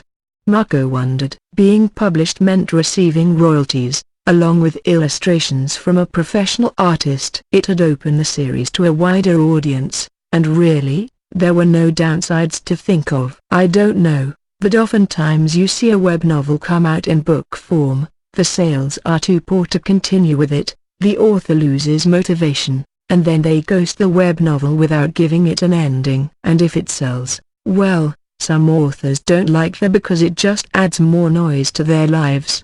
So not everybody publishing fiction online wants to go pro with it. That's right, Aiin said. But then again, no harm sending him another offer, too. You never know. All right, I'll try approaching this guy again. Aiin smiled a bit as an audibly excited Mako raised her voice. She would no doubt be shot down in a hurry, but again, this was part of the training process for newbie editors. Mako didn't give it much more thought than that. After reading the web novel up to a good stopping point, Mako decided to email the contact address listed on the author's profile. The writer's name was Staketsuke Imano. It was pretty common for web novel authors to go with pseudonyms that didn't even try to sound like actual people names. Dear Staketsuke Imano, my apologies for the unannounced contact. My name is Mako Shirakawa, and I'm a member of the General Entertainment Editorial Department at Branch Hill Limited. I'm contacting you regarding your work The Hero, chased away from his. She wrote up the business email, all sincere and earnest, and sent it over. She received a response from Staketsuke Imano later that evening. Thank you for contacting me. I would like to give all due consideration to your offer. Would we be able to meet in person to discuss this? Mako audibly exclaimed. Huh? When she read it. What's up? Aine looked at her screen and then, what? No way. She was just as shocked. Why'd he suddenly change his mind like that? Well, either way, great job, Mako. Why yeah. Despite her puzzlement, Mako quickly replied, and before long the meeting with State Tsukimono was arranged. 3 days later, Mako was waiting for State Tsukimono at a certain Tokyo coffee shop in the early evening. Aine had another meeting, so she was handling this solo. Meeting with writers had been part of her job at GF Bunko, including those outside of Itsuki's friend circle, but this was the first time she'd meet up alone with one she didn't know at all. State Tsukimono wasn't there right on time, but after Mako waited another 5 or so minutes. Sorry, my last class at school dragged on a little bit. No, that's fine. Huh? She turned toward the person approaching her and made a startling discovery. He was a thin, wispy boy in a school uniform, his face well-defined, handsome, and familiar. Misaka. It was Soma Misaka, award winner at the 15th GF Bunko New Writers Contest, and he was clearly a little shy about all this. Good to see you again, Miss Shirakawa. So you're... Yes, I'm State Tsukimono. Soma got even shyer and whispery when he said his pen name. Mako refrained from asking why he'd chosen a pseudonym that embarrassed him too much to say out loud. Well, again, I'm Shirakawa. Of Branch Hill. Good to see you here. She stood up and handed her business card to Soma, aka State Tsukimono. I was surprised to get an email from you, Miss Shirakawa. You work for Branch Hill now? After sitting down and ordering coffee from the counter, State Tsukimono stared at her business card. That's right. I was pretty shocked, too. I didn't think you, of all people, were State Tsukimono. Can I ask why you chose the name State Tsukimono? The question made State Tsukimono blush. The day I created my account, there was this cooking show on TV where they were making something by that name. I just went with it, because it's not like I'd be calling myself that in real life anyway. I see. Mako chuckled. If this was gonna happen, I should have devoted some more time to my pen name. She was about to ask why he didn't just stick with Soma Misaka but stopped herself. If you get picked up by a real publisher, posting your work to the internet tends to be frowned upon. That, and people knowing that he won an award, only to get both cancelled after one volume and blacklisted from GF Bunko entirely, provided him no benefit anyway. Well, you know, Nayuta Kani said she chose her pen name because she happened to have crab for dinner that night, so I think you're just fine. You think so? Well, if I got mine the same way Miss Kani did, I'm kinda glad to hear that.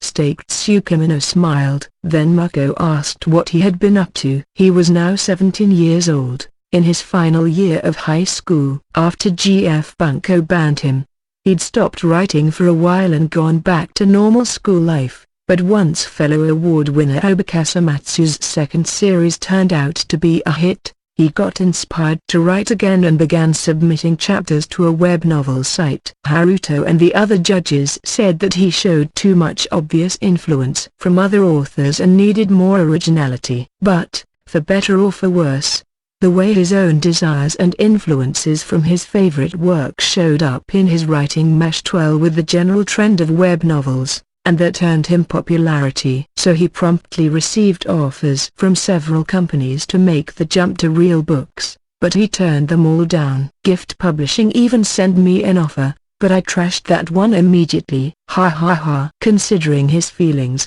that was pretty understandable. But you're potentially more interested in a book deal with us? State Tsukimono smiled at the pensive question. I am. You'd be my editor, right, Miss Shirakawa? Mako was at a loss to answer. Or not? State Tsukimono gave her a doubtful look. I'd definitely like to be your editor, but I'm still new to the job, so it's not entirely up to me. Besides, I have yet to be assigned any author at all. So, are you sure that you'd want me, though? If you're not going to be my editor, then I'm not accepting the offer. State Tsukimono's crystal clear stance made her admittedly anxious. But, I hope I can create a book with you sometime. He really meant what he'd said back then, and Mako felt so happy and honored. She wanted to live up to his expectations, no matter what it took. I understand. In that case, Mr. Tsukumino, I'll talk to my boss about having me edit for you. Thank you, Stake Tsukumino replied, his face lighting up at the words. And I'm still kind of embarrassed about using my pseudonym in real life, so can we use my real last name instead? It's Izumi. Sure, no problem. Back at the office, Mako asked Aiane about being Stake Tsukumino's editor. Her boss readily agreed to it. Are you sure?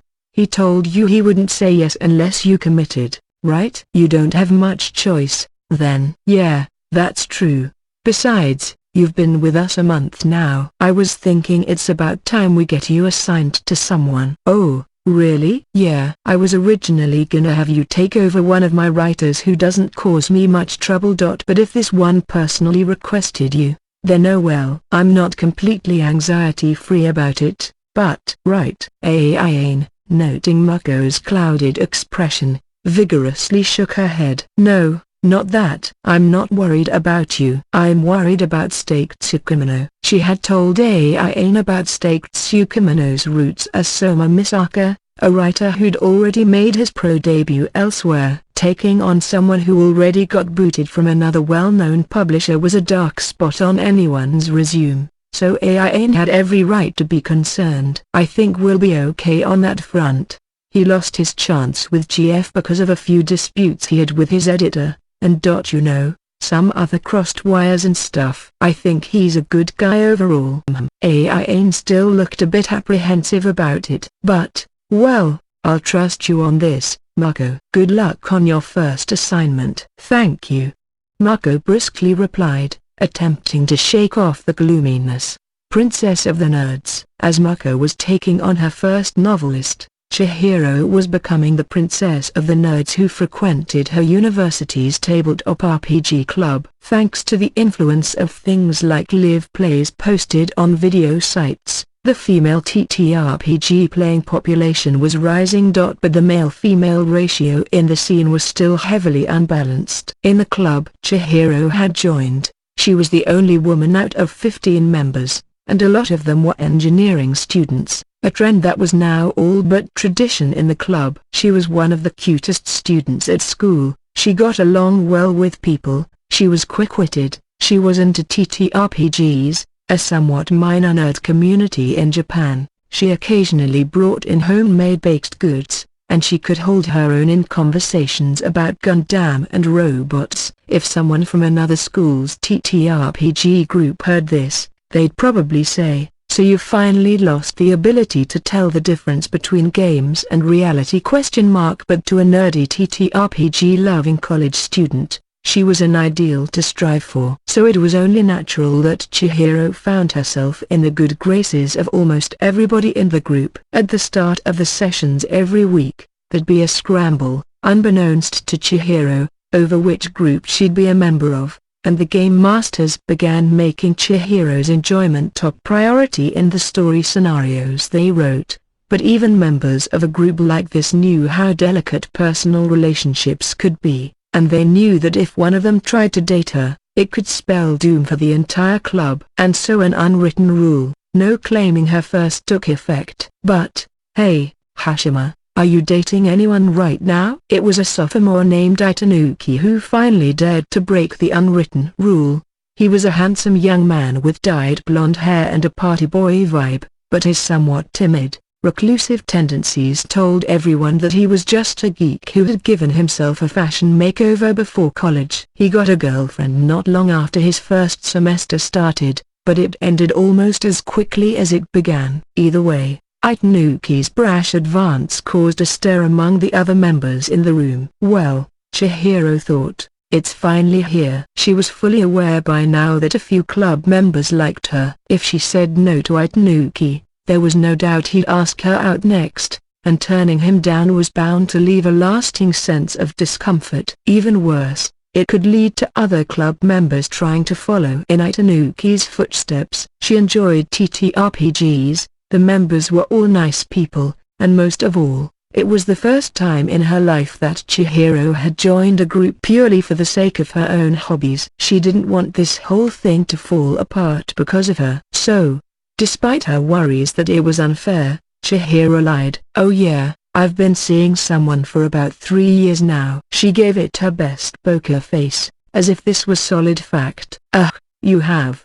Itanuki couldn't hide his shock, but he quickly went back into playboy mode. "So, what's he like? Does he go to school here?" Itanuki was in the School of Engineering like Chihiro, but he had never seen her walking around with anyone who looked like a boyfriend. Maybe, he rather wishfully thought, she was lying to him. "No," Chihiro plainly replied. "So where's he from?" Chihiro tried to maintain her poker face to get through this, but she couldn't keep her cheeks from warming up.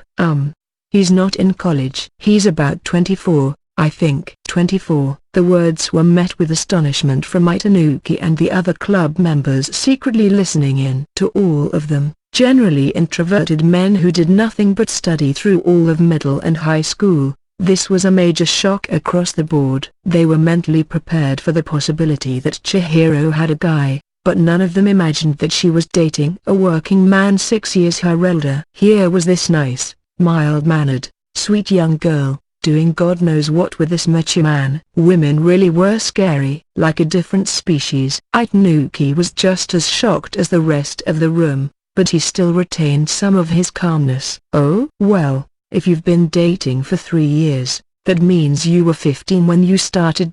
And he was 21. The other men gave Chihiro quizzical looks.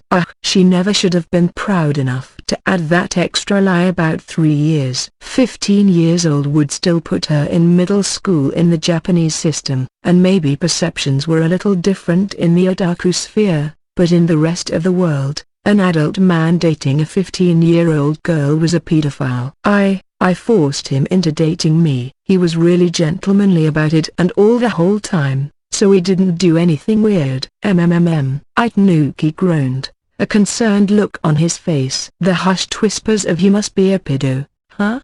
and so forth made Chihiro's face heat up. "No, he's really a nice guy. If you met him, you'd see what I mean." "Can we meet him, then?" This wasn't Itanuki who asked but rather Takagi, the senior year club chairman. "If he's as amazing as you say he is, I'd like to see him.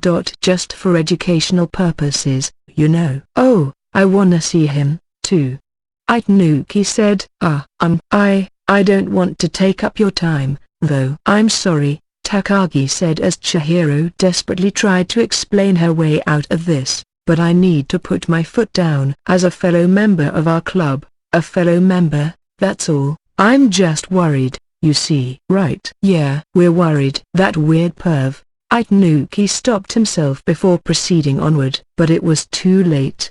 "He's not a freaky pervert." "All right, I'll let you see him, okay?" And so, in a fit of rage, Chihiro neatly painted herself into a corner. "You that stupid?" Chihiro had texted Haruto, "I need some advice from you," gave him the whole story, and ended it with, "So can you pretend to be my boyfriend in front of everyone?" The rather succinct response was her reward for it. It landed some pretty hefty damage on her, but she countered with a sticker of a toony animal crying with the word "woo" above it. "Guess not, huh?"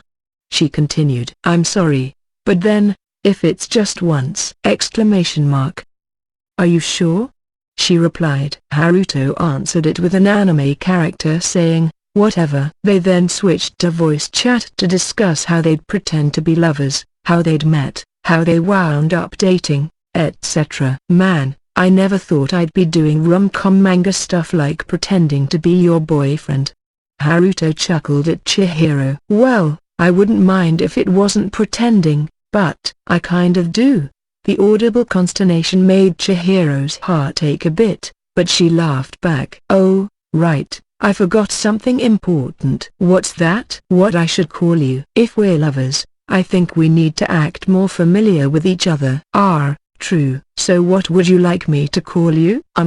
Haruto thought for a moment. "How about senpai or something?" "Familiar but not too familiar, and I am older than you." "Nayu uses that sometimes, too." "You're supposed to never have gone to school with me, so that would be kind of weird. Oh, right. Haruto, the story went, was Chihiro's elder brother's friend from college, and they came to know each other when he stopped by her place. It wasn't all that terribly removed from reality, actually. Chihiro blushed a bit. Could I maybe use your first name? Like, Haruiko? For the club introduction, they decided to use his real name, Haruiko Matsuo, instead of his pen name and hide his writing career in general. If word that he was dating a college student 6 years younger than him got on social media, it'd most likely have a net negative effect on the image of Haruto Fuwa, writer. The first name gambit seemed to notably upset Haruto, even over the phone. It's weird to go on a first name basis out of nowhere. I hardly get called my real name by anybody outside of my family. Maybe not, then? Okay. How about a nickname like Haru? Let's go with Haruiko. Chihiro smiled at the panic in his voice. Alright. Haruiko. What about you, Chihiro? Not much need to change it, I guess. I'd prefer that we did, if possible. How about Kai, then? The moment Haruto called her that, Chihiro's face caught on fire. Actually, I'd prefer we didn't, thanks. She felt like her head would explode if he called her that one too many times. Oh okay. I'll call you Chihiro like usual. Sounds good, thanks. Sure. So are we all good now? Oh, we should be. Yes. All right. Have a good night. You too. Again, thank you very much. I know this is such a crazy thing to ask. Haruto wryly smiled at this. Well, if the fate of the club's at stake, I can't say no to that. What? Nothing important. Anyway, I'll see you then, okay, Chihiro? Okay. Haruiko. The smile remained on Chihiro's face even after the call ended. Haruiko. Haruiko.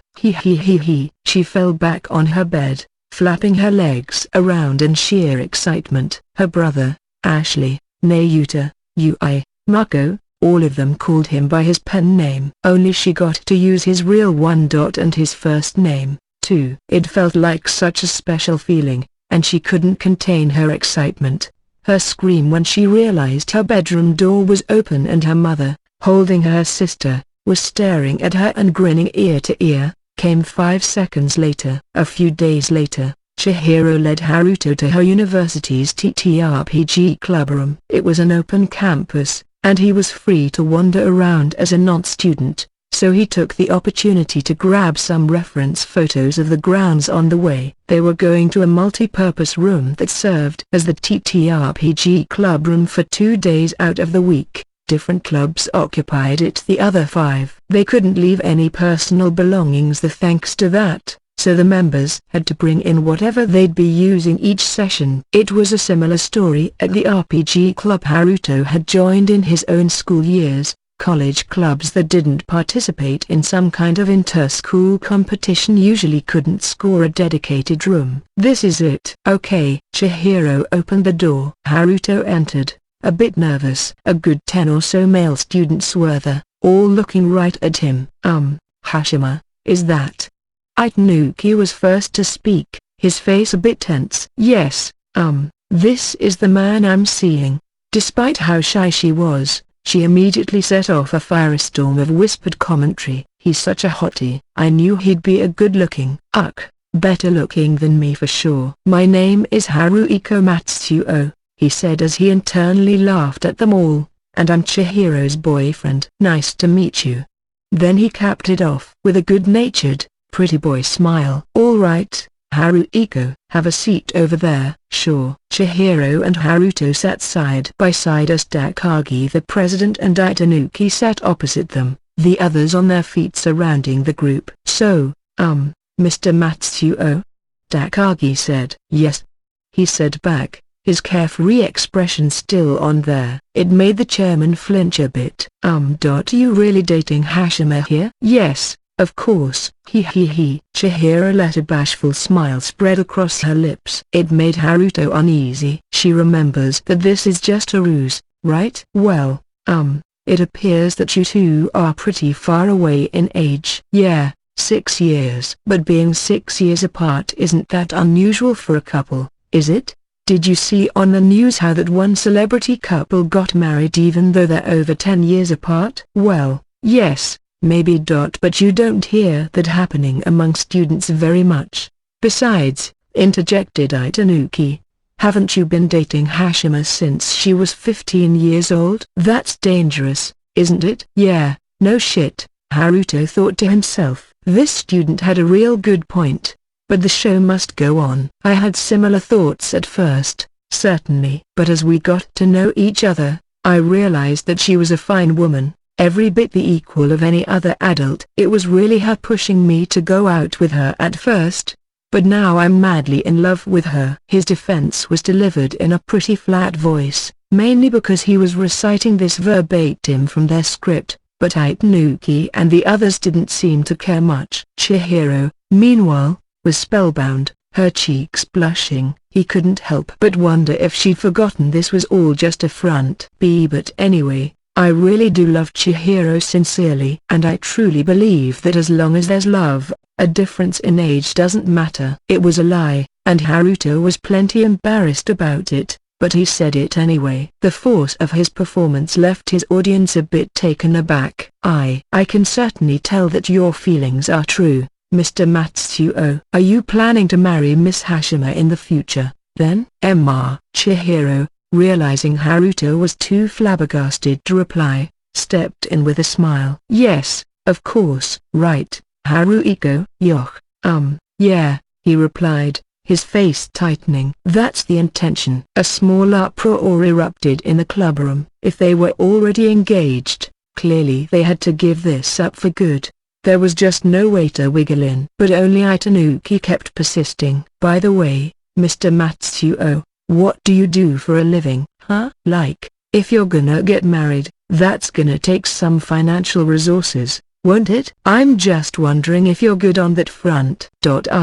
Right. Well, I have a pretty typical desk job, but I think I have enough resources to keep Chihiro out of harm's way. Haruto gave this as relaxed an expression as he could. But, well, Miss Hashima said you worked for a big foreign company. Oh, yeah. I guess it's a pretty big one. Yes. If you have a desk job, they don't mind you coming in here on a weekday afternoon? Haruto tensed up a bit. Both he and Chihiro had completely forgotten the quite basic fact that normal grown-ups work on the weekdays. I took the day off, of course. You took time off just to come here?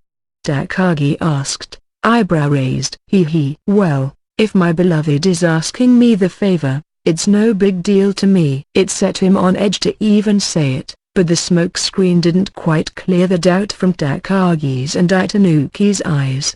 By the way, can I ask the name of your company? I'm gonna have to refrain from answering that one. We don't have anything to hide, of course, but, I don't want the company to know quite yet. All right. Then could you tell us exactly what kind of work you do? Takagi now looked quite suspicious. Haruto, meanwhile, was at a loss to answer. According to their discussions, he was working for a foreign firm and made 10 million yen a year, but they never fleshed out his exact job description. For Haruto, who had never so much as applied for a job in his life, the only occupation that he could answer intrusive questions about the nature of was light novel editor, pretty much. A foreign-owned light novel publisher. Does anything like that exist? While Haruto continued to stew, it's in publishing, right, Haruiko? Yeah. He had no choice but to match his story with hers. What kind of publishing is it? Light novels and stuff. Chihiro, her brain about to short out, gave that answer without considering any of the consequences. A big foreign firm producing light novels. One of the other club members wasn't so sure about that. TTRPGs and light novels often attracted the same otaku audience, so the people here would likely know a lot about them. If they kept going along these lines, Haruto reasoned, it'd completely unravel on them before long. Chihiro, he gently told her, I don't think we can go on with this. Haruiko, she replied, looking close to tears. So you're lying when you said you're an elite at a foreign company? Takagi said. Haha. Yeah, to tell the truth, he casually replied. Okay, so are you unemployed, then? Itanuki asked point blank, or maybe just doing side hustles. Haruto didn't have much problem going with it. But then someone was likely to say, no unemployed man is worth Chihiro's attention, blah blah blah. No, the best way to convince them enough to give up was to state the truth. A title like professional writer ought to be effective enough against students, he reasoned, and if he had to, he didn't mind revealing his annual income. Well, being a writer is kind of the ultimate freelance position, so I suppose you could call it a hustle. Yeah. Haruiko. Chihiro's eyes grew several sizes as Haruto broke the news in his standard light-hearted tone. Oh, are you a writer, Mr. Matsuo? More or less. This triggered another minor furor among the group. Wow. Do you sell a lot? Once again, Itanuki cut straight to the heart of matters. Haruto grinned back. Oh, pretty well, I'd say. The guy who'd asked about a foreign company selling novels earlier looked curious about this. What's your pen name? Well, you probably haven't heard of it, but it's Haruto Fuwa. This wasn't Haruto being modest or self-deprecating. It was the simple reality of it. In the world of light novels, people became fans of series and characters, not authors. Even if a work gets made into an anime, the author would often not even be remembered at all. Some novelists could acquire a fixed fan base if they had a unique enough style, but Haruto wasn't that type.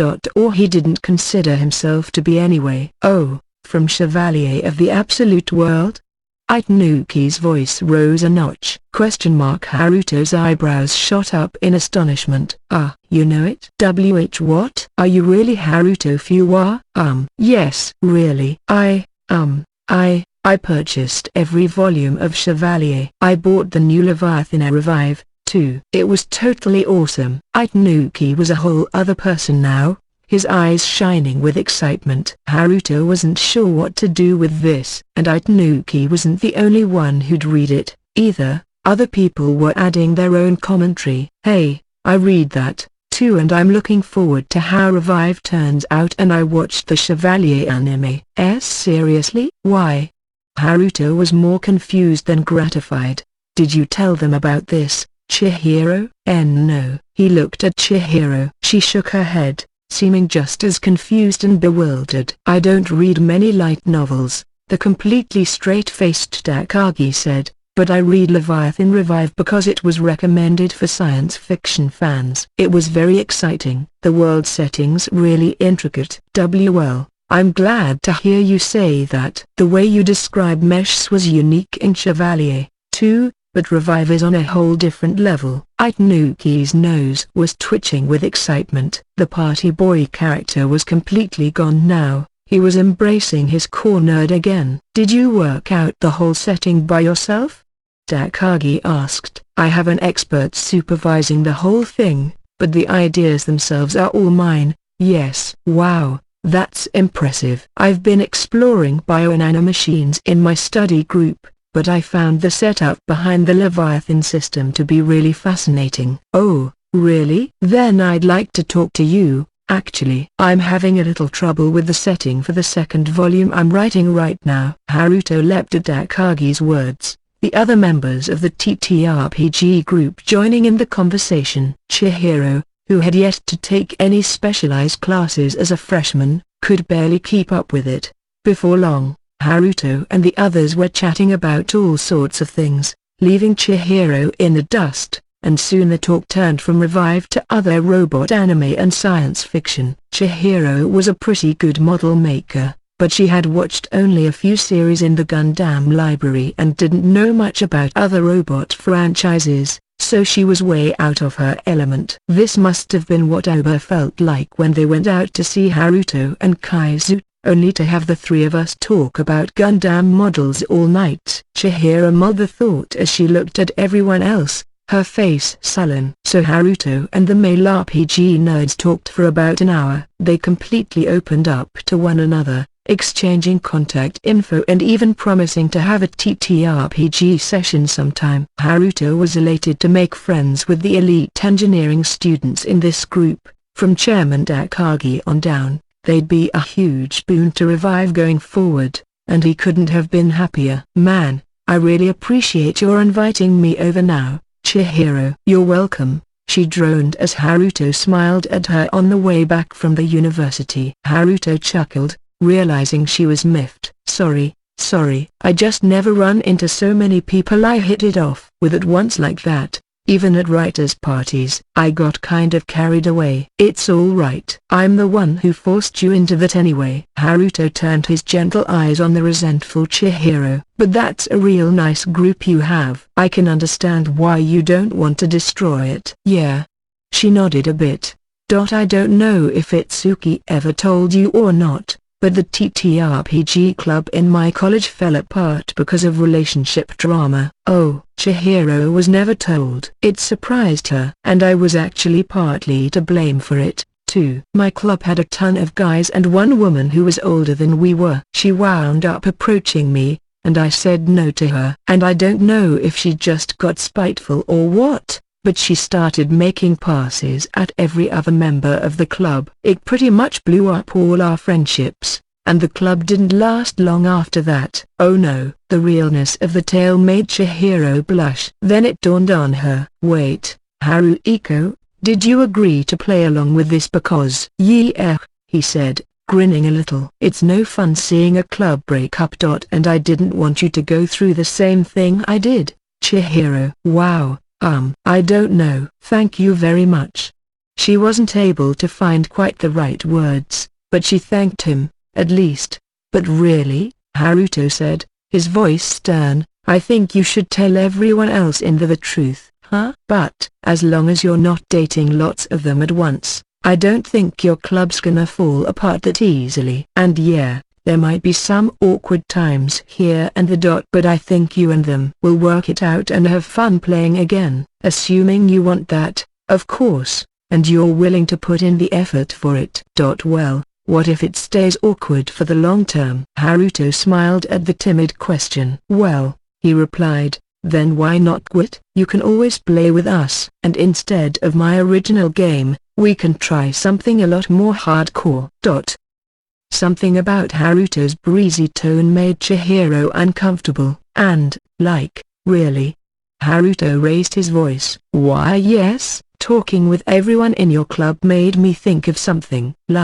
No matter how you slice it, it wasn't my fault my club collapsed, you know? It's all the fault of that stupid lady who started hitting on the rest of the club after I dumped her, and those dumbasses who said yes to her, too. And the chairman at the time kept saying, oh, it's all your fault, but God, talk about shunting the blame. It makes me so angry, but I can assure you, it was definitely not my fault. Haruiko. The sudden outburst left Chihiro thoroughly confused. Then Haruto let out a sad smile. I'm sorry, I guess, to all those people, their love lives were a lot more important than the club. That's all there really was to it.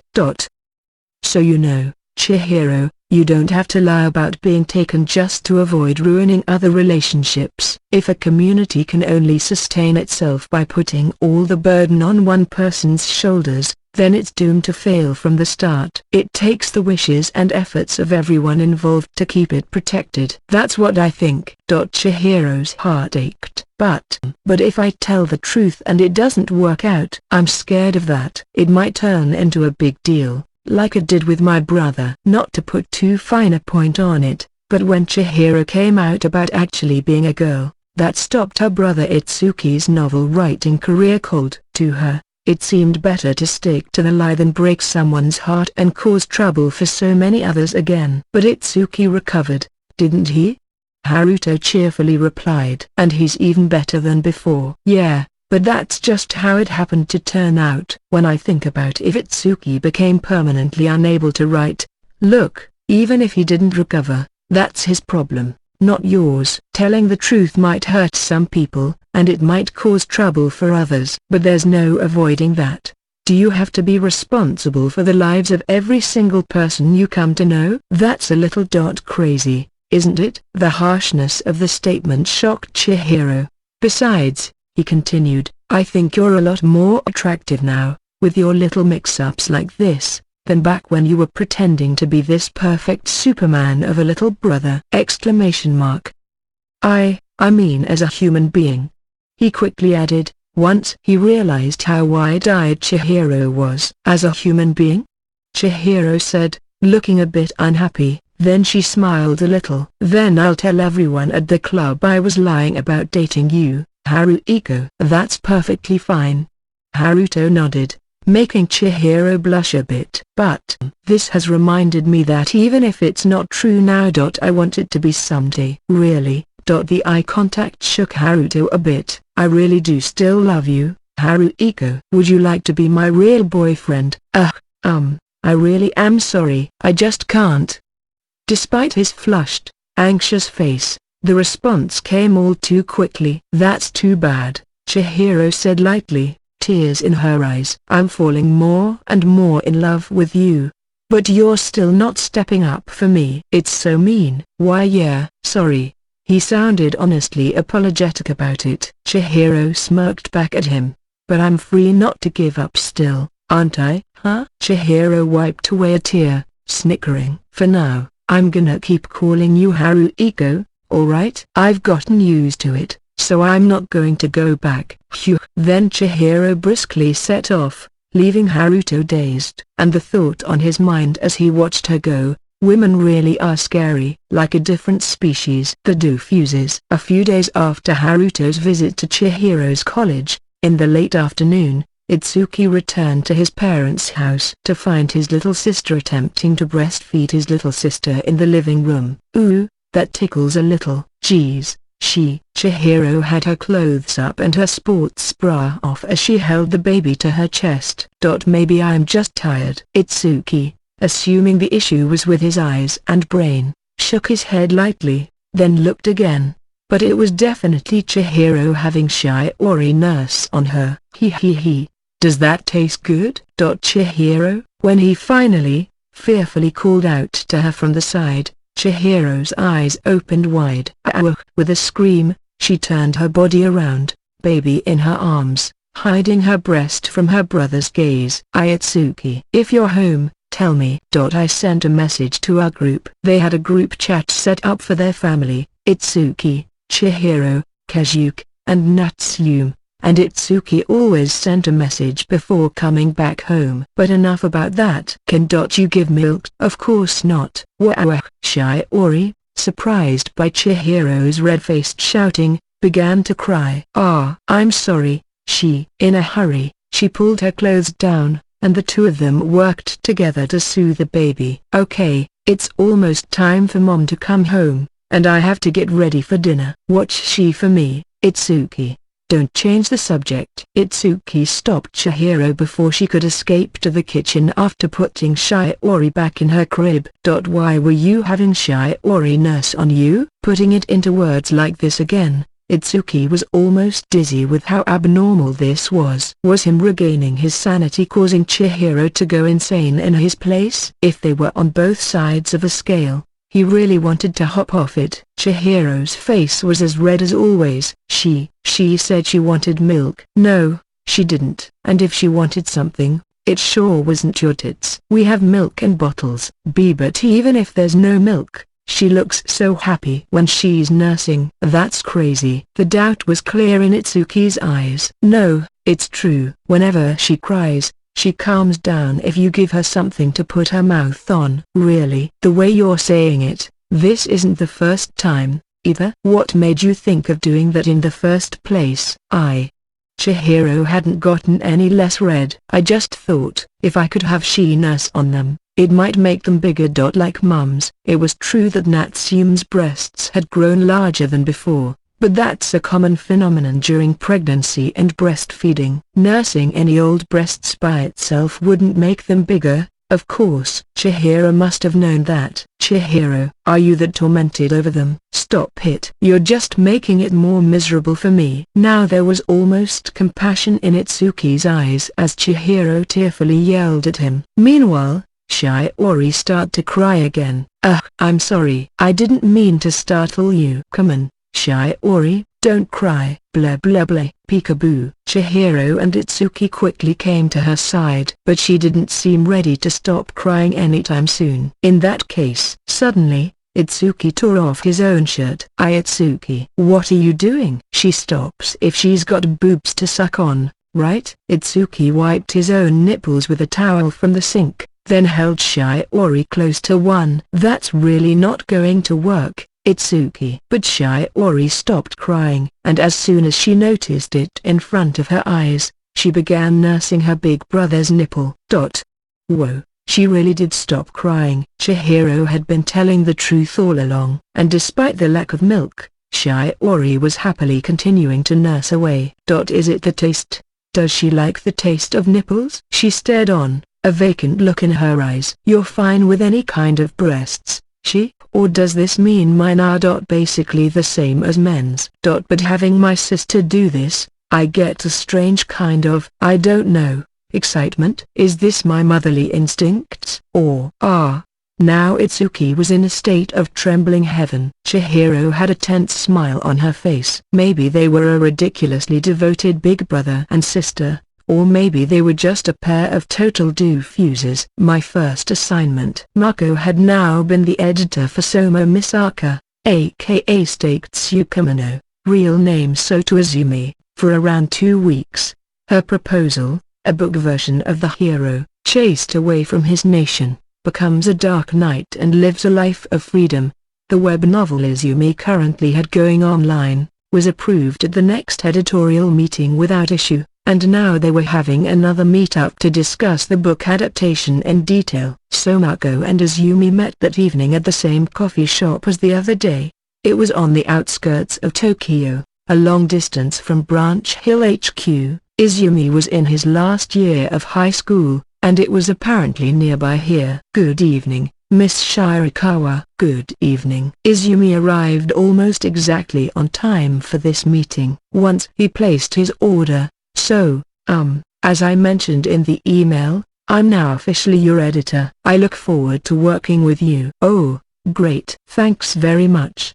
Izumi seemed in a good mood about that. So let's get right down to business, okay? If possible, I'd like to publish Volume 1 of Dark Knight as part of our new imprint's launch lineup. Wow, sounds like a big responsibility, Izumi said, looking eager for it. And he was right. The first titles are always going to garner a lot of attention. The feedback from them, not to mention the sales, would have no small impact on the entire future of the label. What other books are launching alongside this one? Let me think. Mako went over the rest of the lineup so far. It encompassed 5 titles overall, 2 new series by veteran authors who'd worked for many publishers, a one-off book from an A-level writer who mainly worked for a rival, and another new series from a mid-tier author who'd been in the business for 5 years. Those are some pretty famous names, aren't they? Izumi seemed a little out of his element here. Maybe he had heard the names but never read any of them. Oh, but I think your series will be a top highlight among them, Mr. Izumi. That was a more or less direct quote from AIAN back at their editorial meeting. Not even Mako knew much about the other launch series. Wow. Really? That's quite an honor. Izumi smiled, clearly enjoying this. So the imprint will officially launch in September, and we're planning to announce it next month. That's when we'll be revealing the titles and authors in our launch lineup. Are you all right with having your series announced then? Of course. Izumi nodded. Okay. Then how about we start discussing exactly what'll be in Volume 1 when it comes out in September? Sure. Mako smiled at the answer. Izumi had already written and uploaded several volumes worth of material on the web novel site he used, so quantity certainly wasn't a problem. What she wanted to discuss was where Volume 1 should end, how they'd brush things up from the web novel text, whether to keep the current title or adopt a new one, and so on. Alright, so first, I'd love to have Go illustrate this, Izumi spoke up before Mako could get underway. Oh? She replied. Go draws really cool male characters, the excited Izumi continued. And I think he can design really neat armor and stuff like that, too. Right. Mako knew Go the illustrator as well.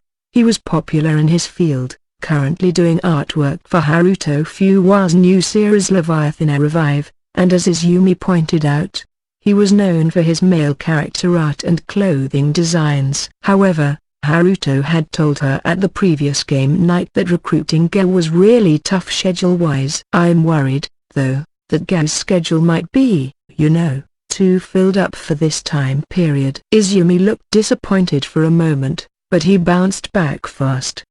Well, Purikitsu or Kantoku would be nice, too.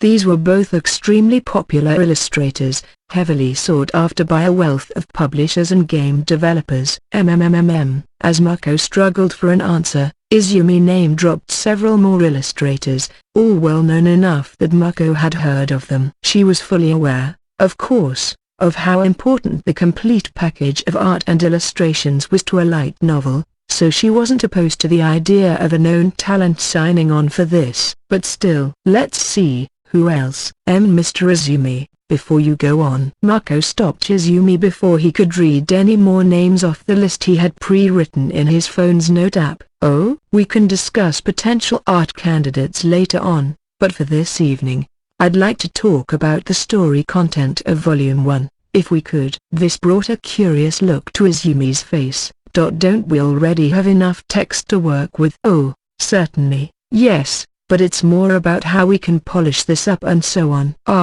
The ideal length for a paperback volume like this is generally around 300 pages, but if we just reformatted the web novel text and put it into book format, Volume 1's not going to end on a very interesting stopping point, if you see what I mean. So I was wondering if you'd be willing to revise the text a bit so it'll be more satisfying to the reader as a complete volume.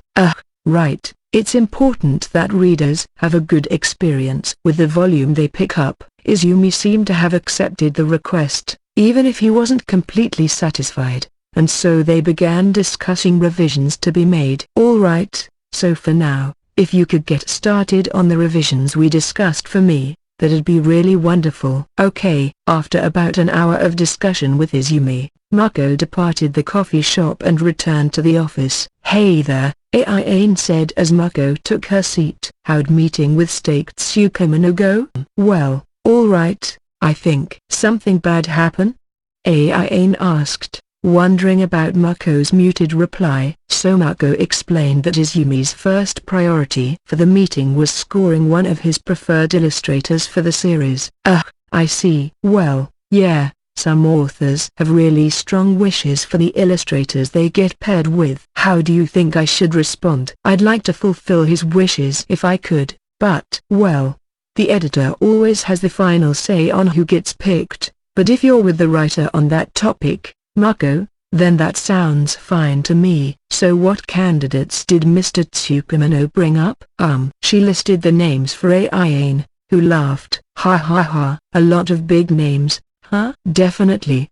They're all popular among the younger audience. If any of them say yes to this, that pretty much guarantees solid sales. But at the same time, you sometimes see authors who request big names who are pretty clearly not the right fit for their work. Yeah. Well, I'll try giving an offer to Go anyway. Sure thing. Just make sure you have a list of other candidates if he doesn't work out. Right.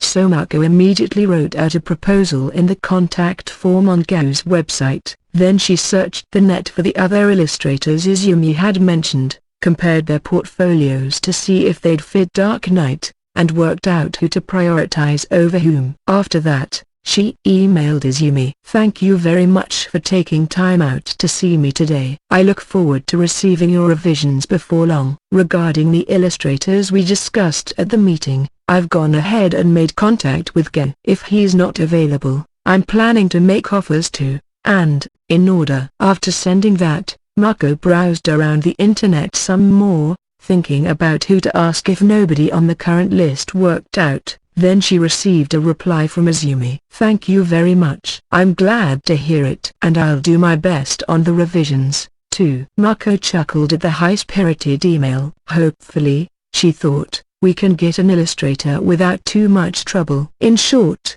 they didn't. Late that night, Ga sent an email back stating that he wasn't able to accept new work at this time because he was focusing his efforts on another project, Haruto's Revive. No doubt disappointed, Mako immediately sent an offer out to the next candidate, but that one apologized and said his schedule was full, and the next one said that I'd like to say yes to you, but a September publishing date will be too tight for me.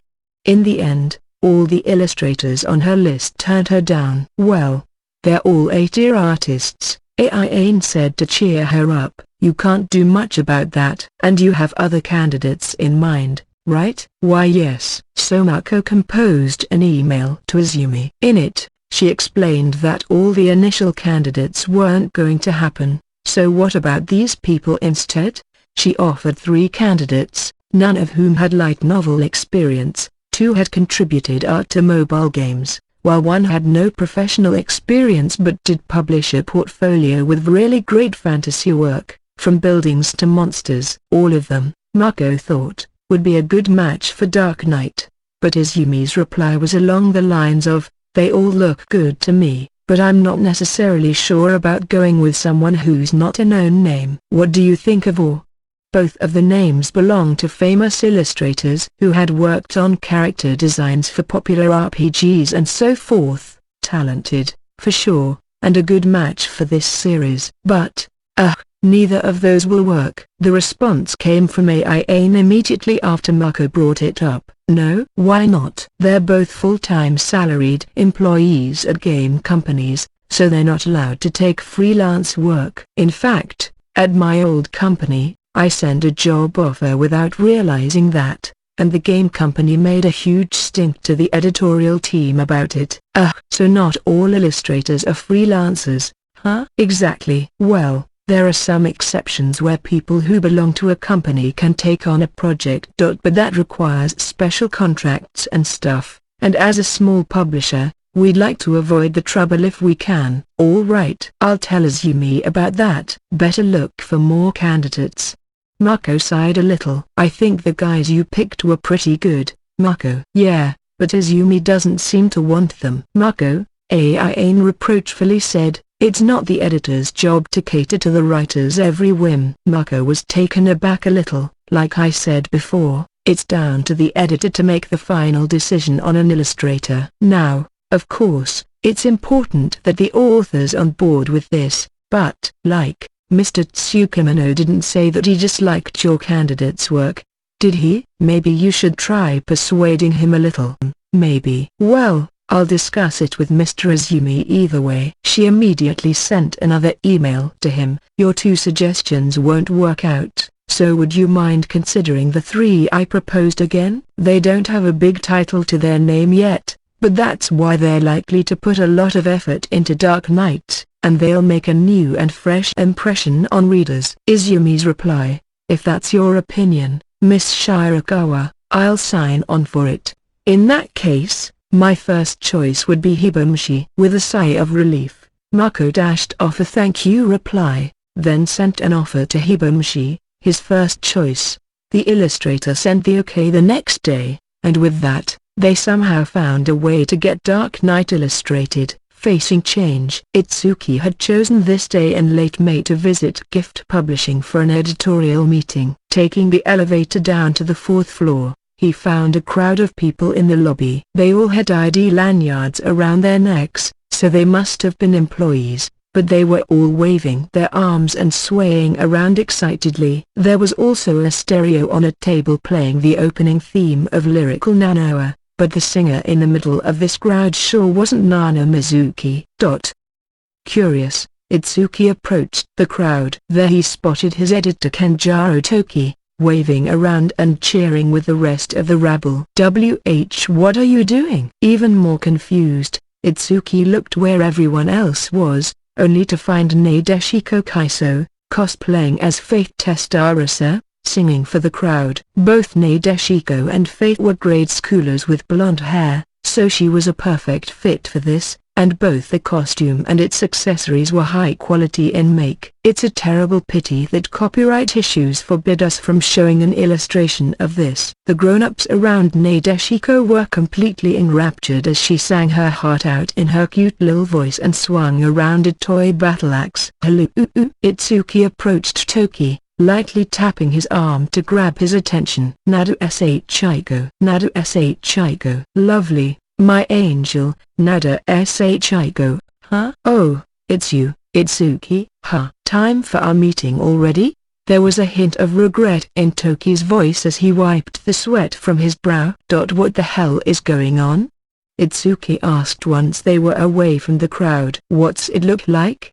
Toki calmly replied, it's Nadeshiko's mini-concert. Why is Nadeshiko holding a mini-concert in the company lobby? Well, since Shirakawa left, it's kind of taken the fire out of the editorial department, but then came Nadeshiko to the rescue. Our little angel has been bumping around the office while you're not at home to watch her, and she's become a favorite of the whole company, not just GF Bunko editorial. Previously, whenever Yoshihiro Kaiso was at the office for a meeting, he'd have Itsuki babysit his granddaughter Nadeshiko at his apartment.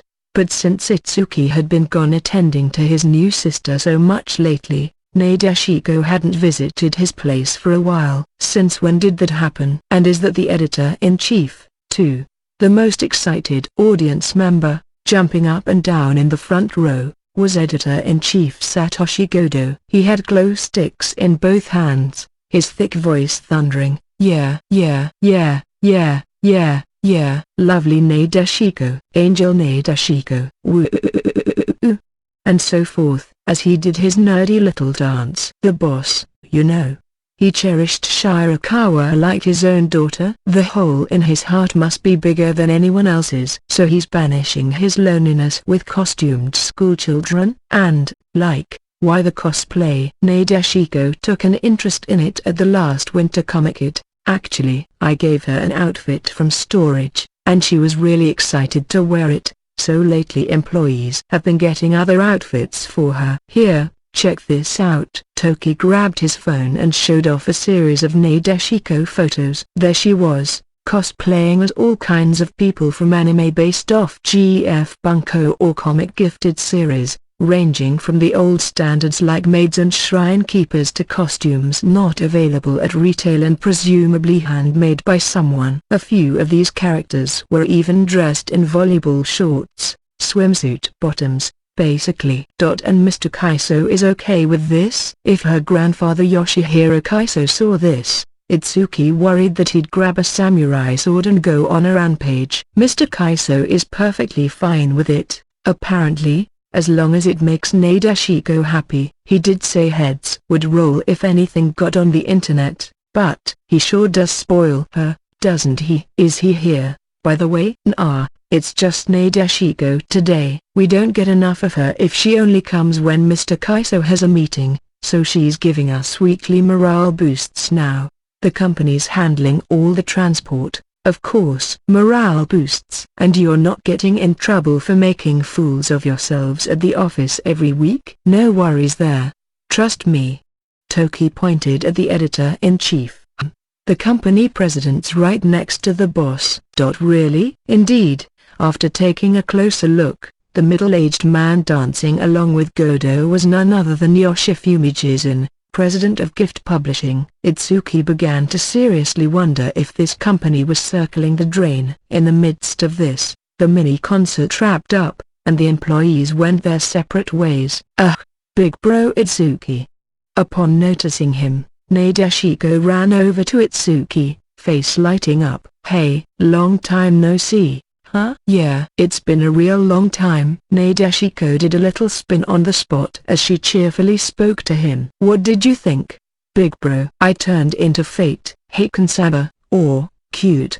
Itsuki smiled, but Nadeshiko looked at him, a tad put out. You know, big bro, you used to get way happier. You were kinda crazy. He chuckled, gently stroking Nadeshiko's head. Haha. Yes, that might have been true for me in the past, but now I've got the ultimate in super cute angels, a real one. I've moved on from playing with strangers like they're my pseudo little sisters. Playing with strangers. This seemed like a shock to Nadeshiko, but Itsuki paid it no mind as he turned toward Toki. So can we get on with the meeting? I'll see you later, Nadeshiko. Toki used his ID to open the door, and they both went into the conference room. Nadeshiko just stood there, muttering to herself. I didn't know he found another girl somewhere.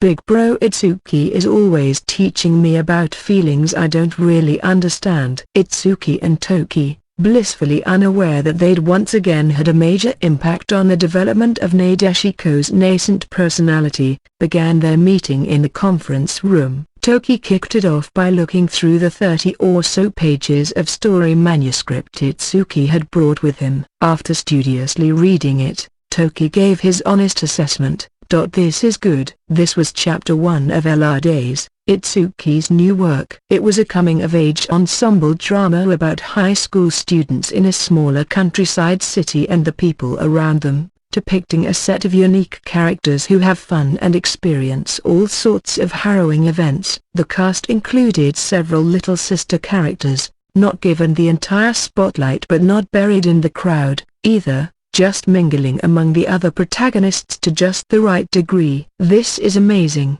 marveled Toki, although he was prudent enough not to say it out loud. Volume 7 of All About My Little Sister, written right after Itsuki got out of his slump, was quite an intricate piece of work but lacked the unfathomable passion that had been a hallmark of the series up to then. It troubled Toki. Can we really call this an Itsuki Hashima novel?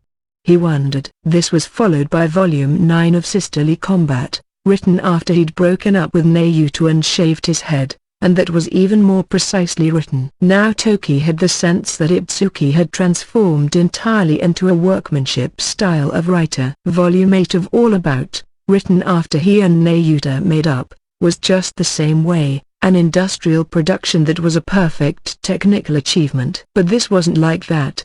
The story developed according to a fairly calculated plot, but there were also glimpses of the more outrageous aspects of the cast's personalities, the passion flowing out of them. It was, in essence, a hybrid between the pre-slump artist Itsuki and the post-slump craftsman one. Not a transformation but a graduation to the next level. Itsuki wrote this novel with new abilities that he didn't have before. He had powered himself up, in a genuine way. Yeah, it's good. Toki repeated himself, looking at Itsuki in the eye. Honestly, I see no issues with it. All I can say is that I can't wait to read the second chapter. This unreserved praise was greeted with a little smile and a soft okay from Itsuki. Oh, something on your mind? The lack of response concerned Toki. No, Itsuki said, shaking his head. I think this is the best novel I can write right now, too, and I'm positive it's gonna be the greatest masterpiece I've ever written. This wasn't empty bravado. Itsuki was just confirming the facts here. It was, without a doubt, a masterpiece. By the standards of Itsuki Hashima's library anyway. But not long ago, Itsuki had created an even more impressive work, a 40,000-word long love letter without a title, written exclusively for Naoto Kani. A true masterpiece, one that Itsuki should never have written given his current ability. The LR Days chapter here was written in a desperate attempt to return to the sensations he'd felt back then, just a copy of what he saw as the ideal novel.